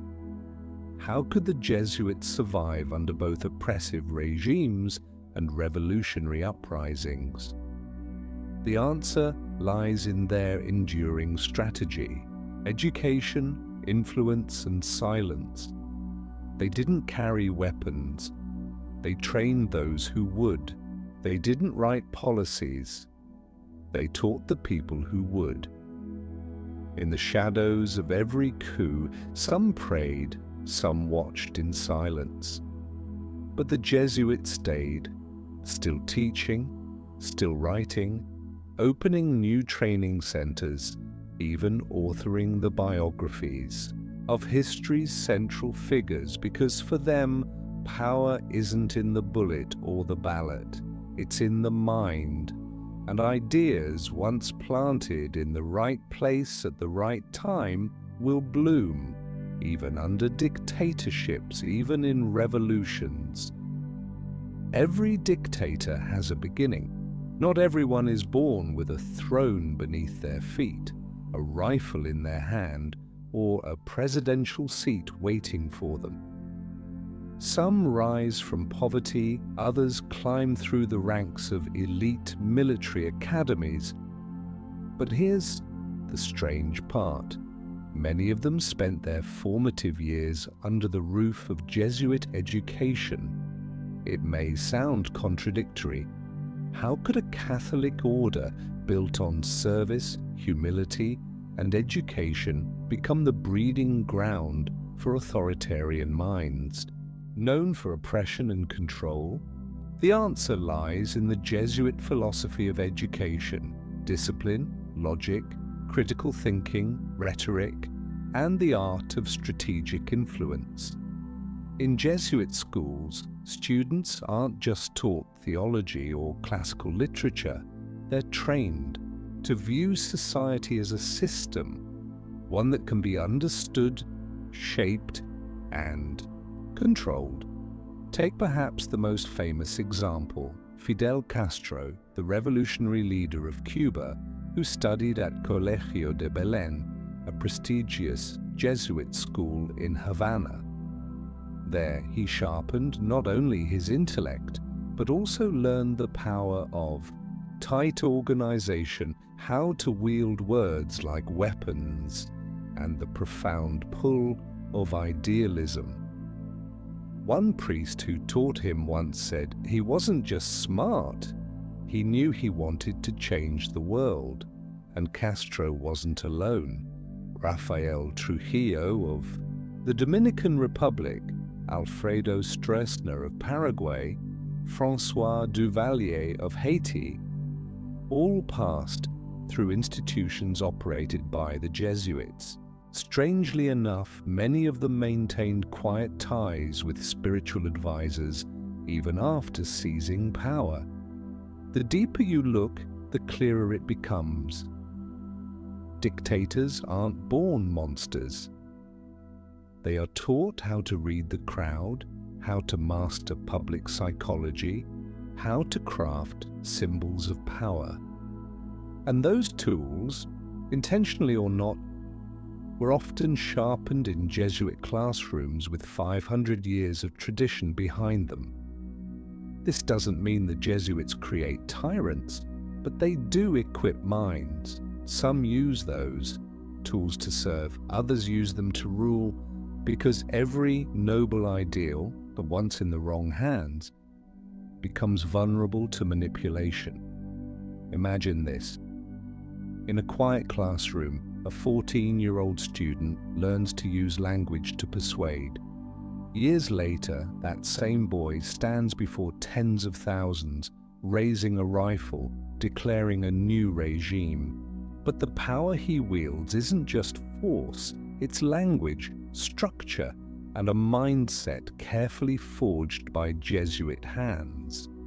And in many cases, when these strongmen face internal crisis or outside threat, they return to where it all began, to the priests who once taught them, seeking spiritual counsel or quiet advice from old networks they still trust. No one can definitively say the Jesuits intended to produce dictators, but the sheer number of authoritarian leaders who once walked through their halls raises the question: were the seeds planted long ago, in silence, in discipline, and in a quiet awe of power, without anyone even noticing? World War II ended with images of Allied victory and Nazi Germany crushed into ruins. But those who truly understand history know this: many notorious war criminals never faced trial. Adolf Eichmann, Josef Mengele, Klaus Barbie, those names didn't die in the rubble of Berlin. They disappeared. And their disappearance wasn't a stroke of luck. It was made possible by a sophisticated escape network backed by organizations no one would suspect. Monasteries, dioceses, and most notably a secret religious corridor stretching from Europe to South America. Its unofficial name, the Rat Lines. These were covert routes, often beginning in Austria, Italy, or Spain, moving through religious way stations and leading directly to Argentina, Brazil, Paraguay, or Syria. The operators didn't wear uniforms, they wore robes. In declassified documents, the Vatican, particularly certain monastic branches in Italy and Austria, was suspected of helping provide fake documents, Red Cross passports, and even theological justifications for mass murderers fleeing Europe. Notably, some members of the Jesuit order were accused of offering safe haven to SS officers, Gestapo agents, and German scientists before they were quietly absorbed into larger networks like America's Operation Paperclip. Operation Paperclip, orchestrated by the CIA and its forerunners, was a mission to bring hundreds of German scientists, many of whom had served the Nazi regime, into the United States to work on military and space programs. The US didn't want these mines falling into Soviet hands, but to make them disappear from Nazi records, they needed a reliable laundering system. And the Vatican, with its ability to issue humanitarian certificates, refugee passports, and its vast monastery network across Europe, became the perfect link in the chain. Many monasteries served as temporary shelters protected by religious immunity. Some former Nazis, quietly aided by priests or monks, had their identities changed, converted on paper, and were put on ships bound for the New World.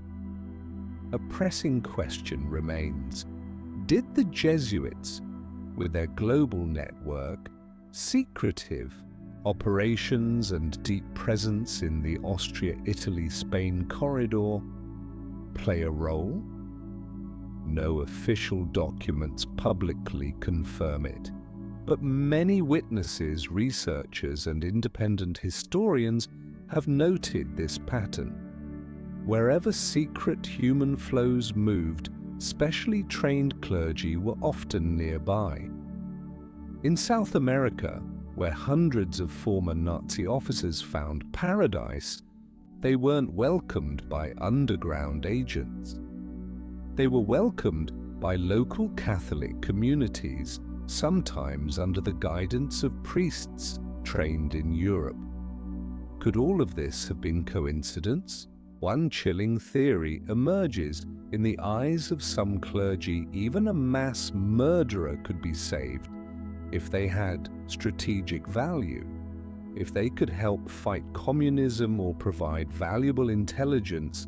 Then helping them escape justice was quietly seen as serving a higher purpose.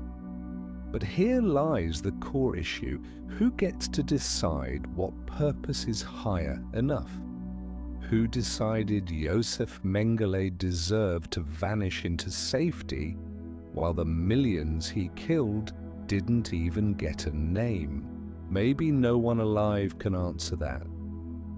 But one thing is clear: the silence of the Vatican, and especially of powerful orders like the Jesuits, was the very reason this network survived and thrived for decades. Because once crimes can be hidden behind cathedral walls and conscience is redefined by strategy, then even the darkest killers can be blessed if they know the way. When we think of modern war zones, from the burning sands of the Middle East, the blood-soaked lands of Africa, to the fractured nations of Eastern Europe, we often picture international aid agencies, peacekeeping forces, or frontline journalists. But if you look more closely at humanitarian reports, medical logs, and relief records, one name quietly appears more often than you'd expect: the Jesuits.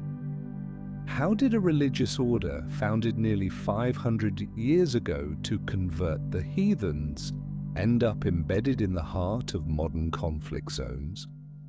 Are they saving souls or gathering intelligence, bringing faith, or shaping post-war realities? From Iraq, Syria, Congo, to Venezuela, Afghanistan, and Myanmar, Jesuit-affiliated groups like the Jesuit Refugee Service, JRS, are always present. They set up schools in refugee camps, distribute medicine, and teach children who've lost parents to war. That image is noble, human, and true. But it's only part of the truth. Behind these humanitarian missions is an extremely disciplined network capable of deeply embedding within local communities, understanding cultures, mastering native languages, and operating long-term without drawing attention. It's no coincidence that many intelligence agencies refer to Jesuit priests as the soft eyes and ears of the West. In war zones where information is distorted, media is censored, and governments are fragmented, Jesuit priests and brothers often become trusted sources of intelligence for many sides, not just for the Vatican, but also for embassies, NGOs, and even national intelligence services. Perhaps they don't intend to spy, but when an organization provides medical care, teaches children, interacts with orphans, elders, militia members, and affecting soldiers, the amount of localized insight they gather often surpasses that of any military unit. And when information becomes gold during wartime, those who hold it quietly steer the outcome. Take Syria, for instance, where Jesuits remained even in besieged areas like Aleppo and Homs. While most international organizations pulled out, some Jesuit groups stayed, offering medical care while observing humanitarian conditions. And soon, their reports, funneled through the Vatican, found their way onto the desks of European leaders. In the Congo, one of the world's worst humanitarian disasters, Jesuits did more than open schools. They engaged in reconciliation dialogues between warring factions. Once again, they acted as mediators, but mediators with their own philosophy, curriculum, and at times their own political orientation, guiding the youth they educated. As the world undergoes a new phase of geopolitical realignment, with a growing backlash against military intervention, soft forces like the Jesuits are becoming more vital than ever. They carry no weapons, yet wield enormous influence over the social and ideological aftermath of conflict, which leads us to a difficult question. Are they simply driven by Christian ideals, or are they spiritual engineers quietly rebuilding nations from the ashes? Perhaps the answer lies in the Jesuits' original 16th century strategy to infiltrate through education, dominate through ideology, and transform without force. In an era where bombs no longer win wars, figures like them, dressed in black robes, smiling gently, and armed with strategic minds, may well be the new power in postmodern warfare. In a world spiraling through technology, a new kind of Cold War, and a deepening crisis of trust, few notice that the Jesuits are still here, not loud, not flashy, but never gone. And at the center of this vast, quiet network stands one man, quietly overseeing nearly 16,000 Jesuits across 112 countries. He's not on TV. He doesn't post on social media. And outside of inner circles, few truly know what he thinks. His name is Arturo Sosa Abascal, a Venezuelan priest born in Caracas in 1948, holding a doctorate in political science. He once taught at Georgetown University, served as the rector of a Catholic university and, most notably, was elected in 2016 as the 31st Superior General of the Society of Jesus. In this role, he is the direct successor to Ignatius of Loyola, the founder of the Jesuits in the 16th century. They call him the Black Pope, not because of his skin color, but because of the power he holds, power that moves in the shadows, a power not codified in papal decrees, but in authority to deploy, to direct, to shape, and sometimes to intervene. What makes Arturo Sosa exceptional is not just his academic background, it's his nuanced, almost elusive political philosophy. While most religious leaders steer clear of geopolitics, he speaks openly on capitalism, social injustice, climate change, migration, and the complex relationship between faith and power. Many analysts believe he's not just a spiritual leader. He's an architect behind the scenes, quietly rebuilding the Vatican's role in the emerging global order. A priest fluent in theology, well-versed in Marxist philosophy, and a former participant in international research councils on politics, economics, and sustainable development. Fluent in Spanish, Italian, English, and conversant in French, he doesn't need to speak often.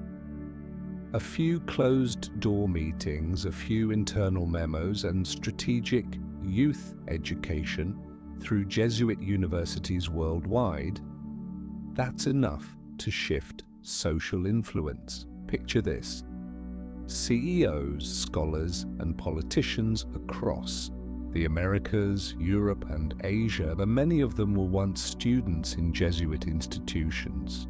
They were shaped by a philosophy of spiritual discernment, but also trained in service, leadership, and social strategy through the Jesuit curriculum. So ask yourself, who truly shapes the future, if not those who taught them how to think from the very beginning? And that is the power of a Black Pope. He doesn't need to be in the spotlight. He only needs to keep the system alive, quietly, effectively, constantly reproducing global influence through education, humanitarian work, philosophy, and politics. You may have never heard him speak. You may have never seen his face in the media. But if you've noticed shifts in global education and how we define justice in the way young leaders are being formed, then believe this: behind those changes, there is a man in a black robe redrawing the world's map, with intellect and unshakable loyalty to the Society of Jesus.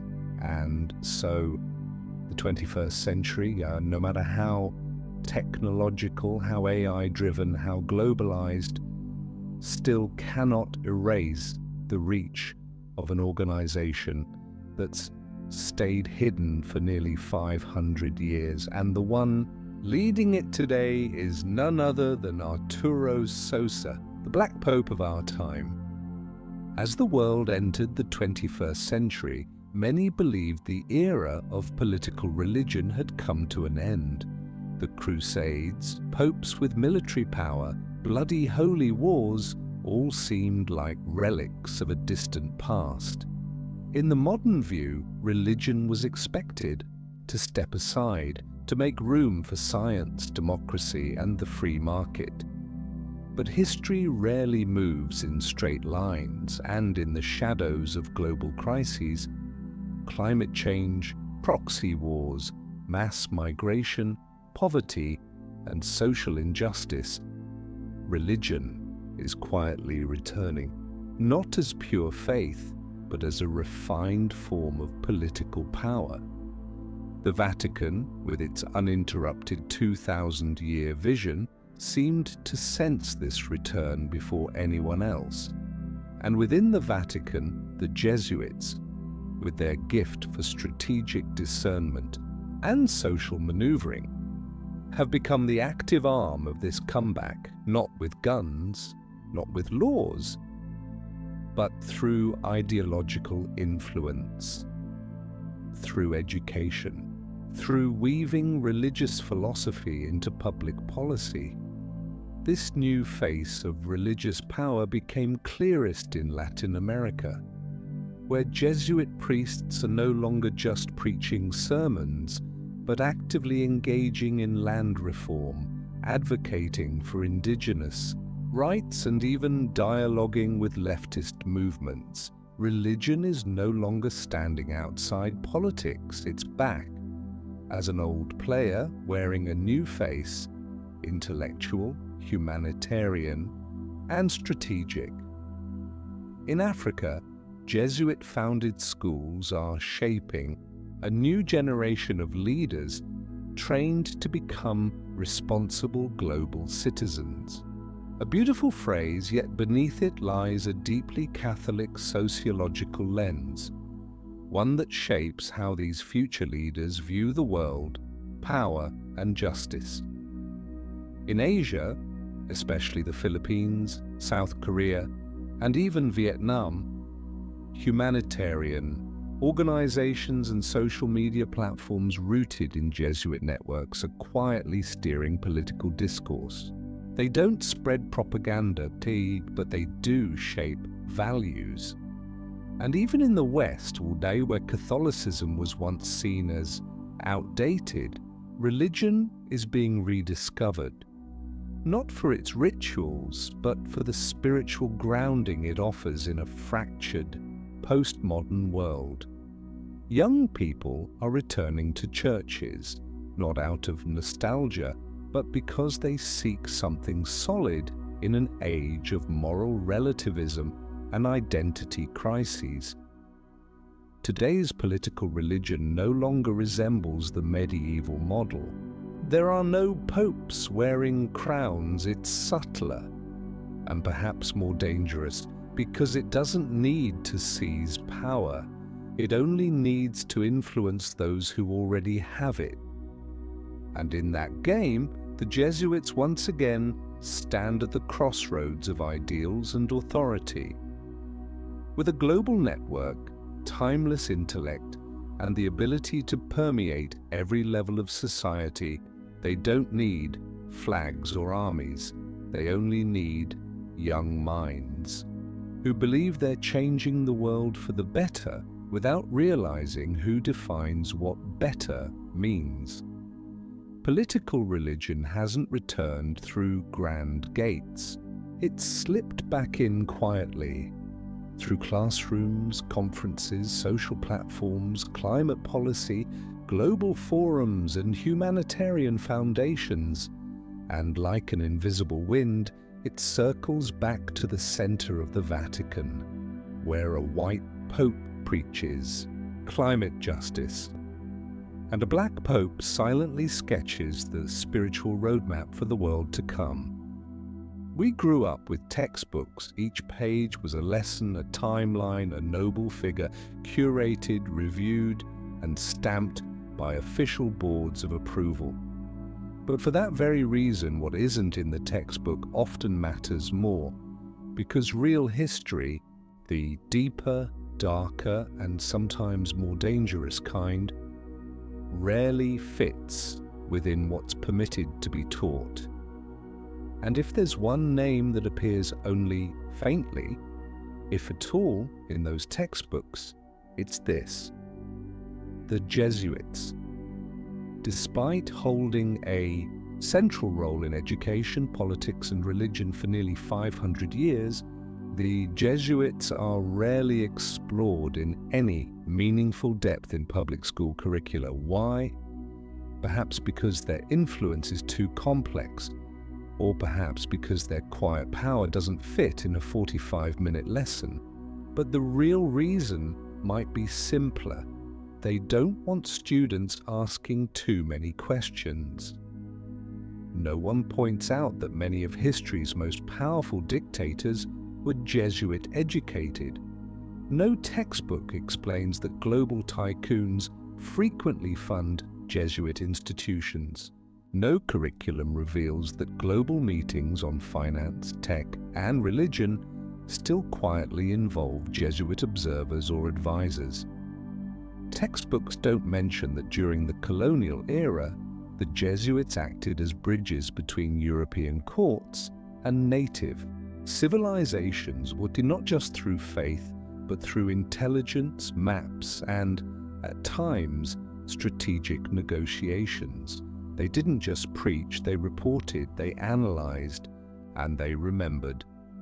No one tells you that many conspiracy theories swirling around the Vatican, as involving banks, post-war migration networks, media control, often feature at least one figure with a Jesuit education.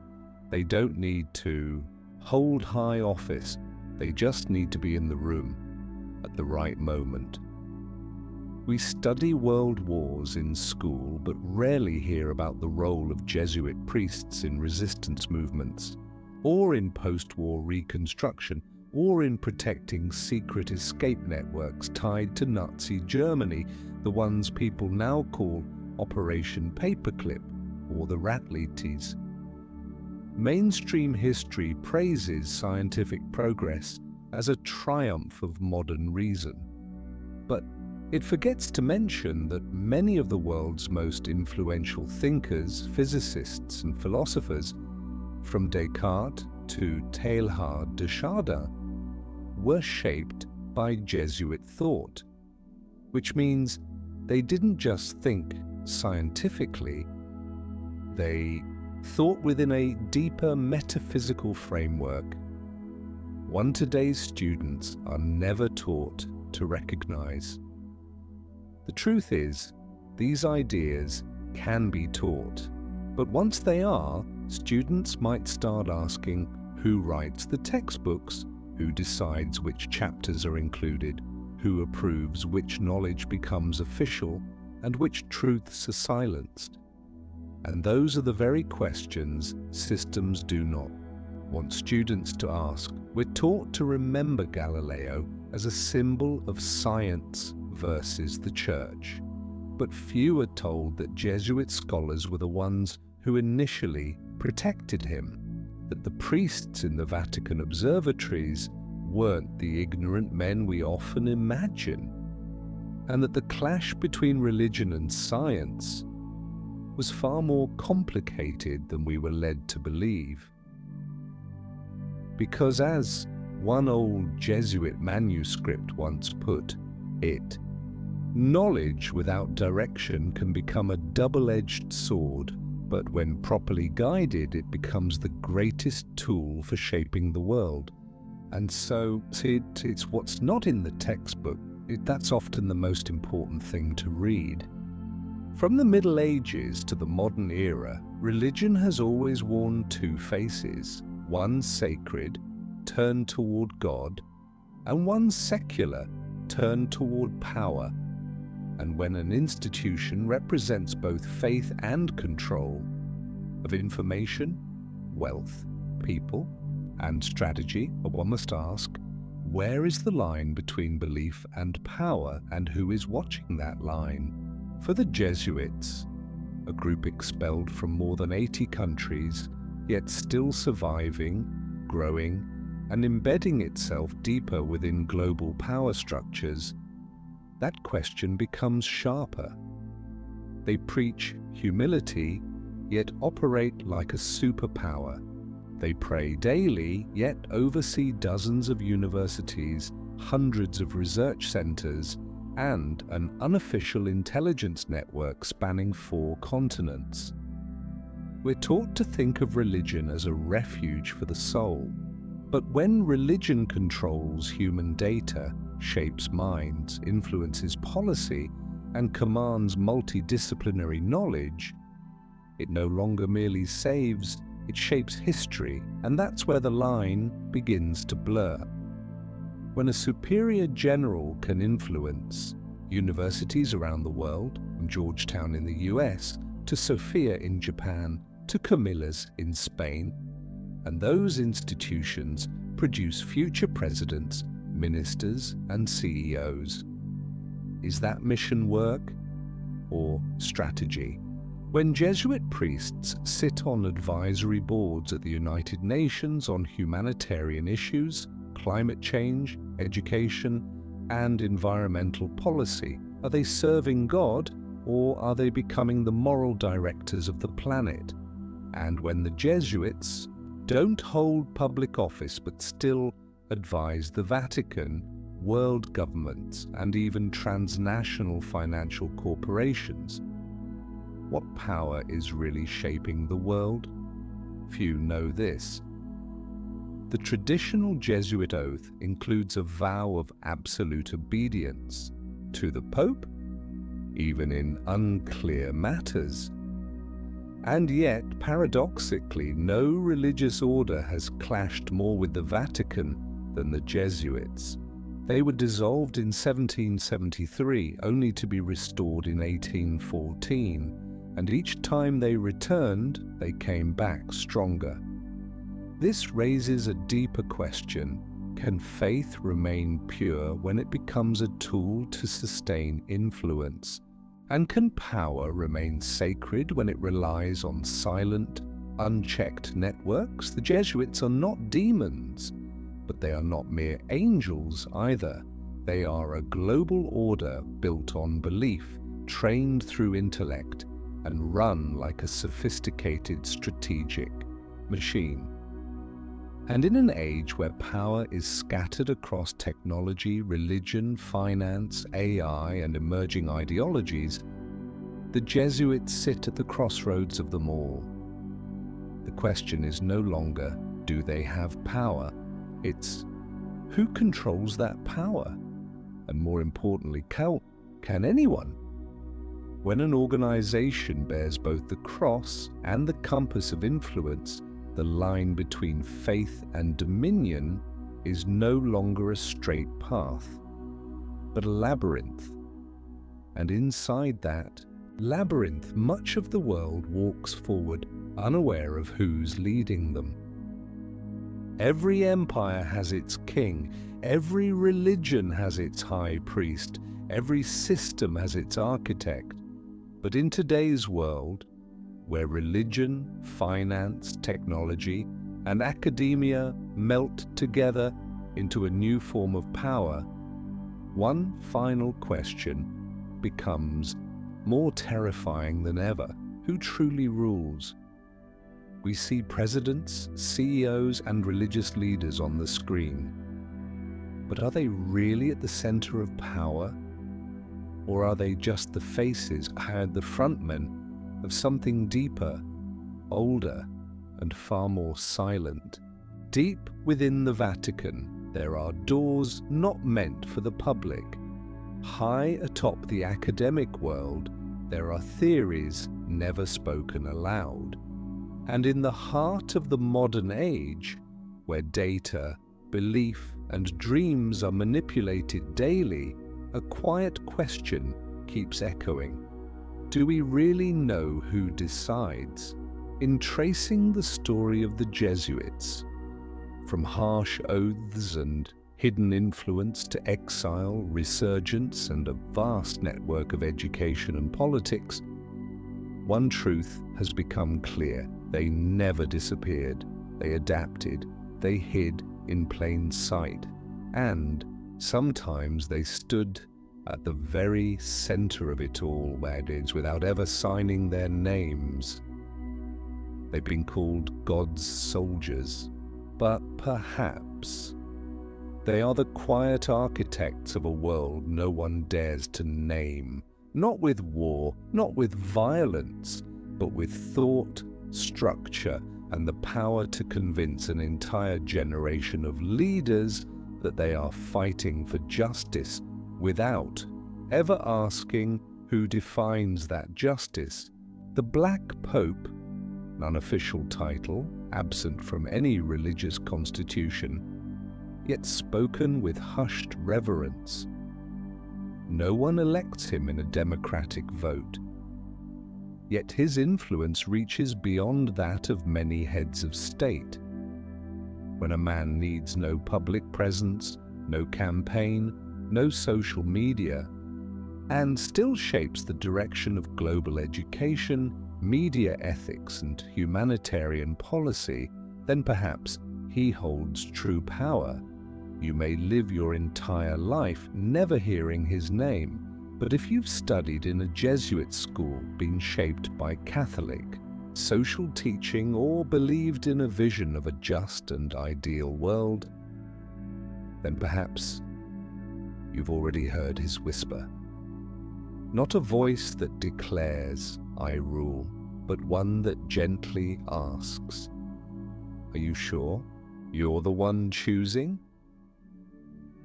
In a world full of data but starved of truth, full of faith but lacking guides, the answer no longer matters. Only the question remains. Quiet, persistent, never printed in a textbook. Who truly rules the world we live in? And more haunting still, when did our faith become their tool?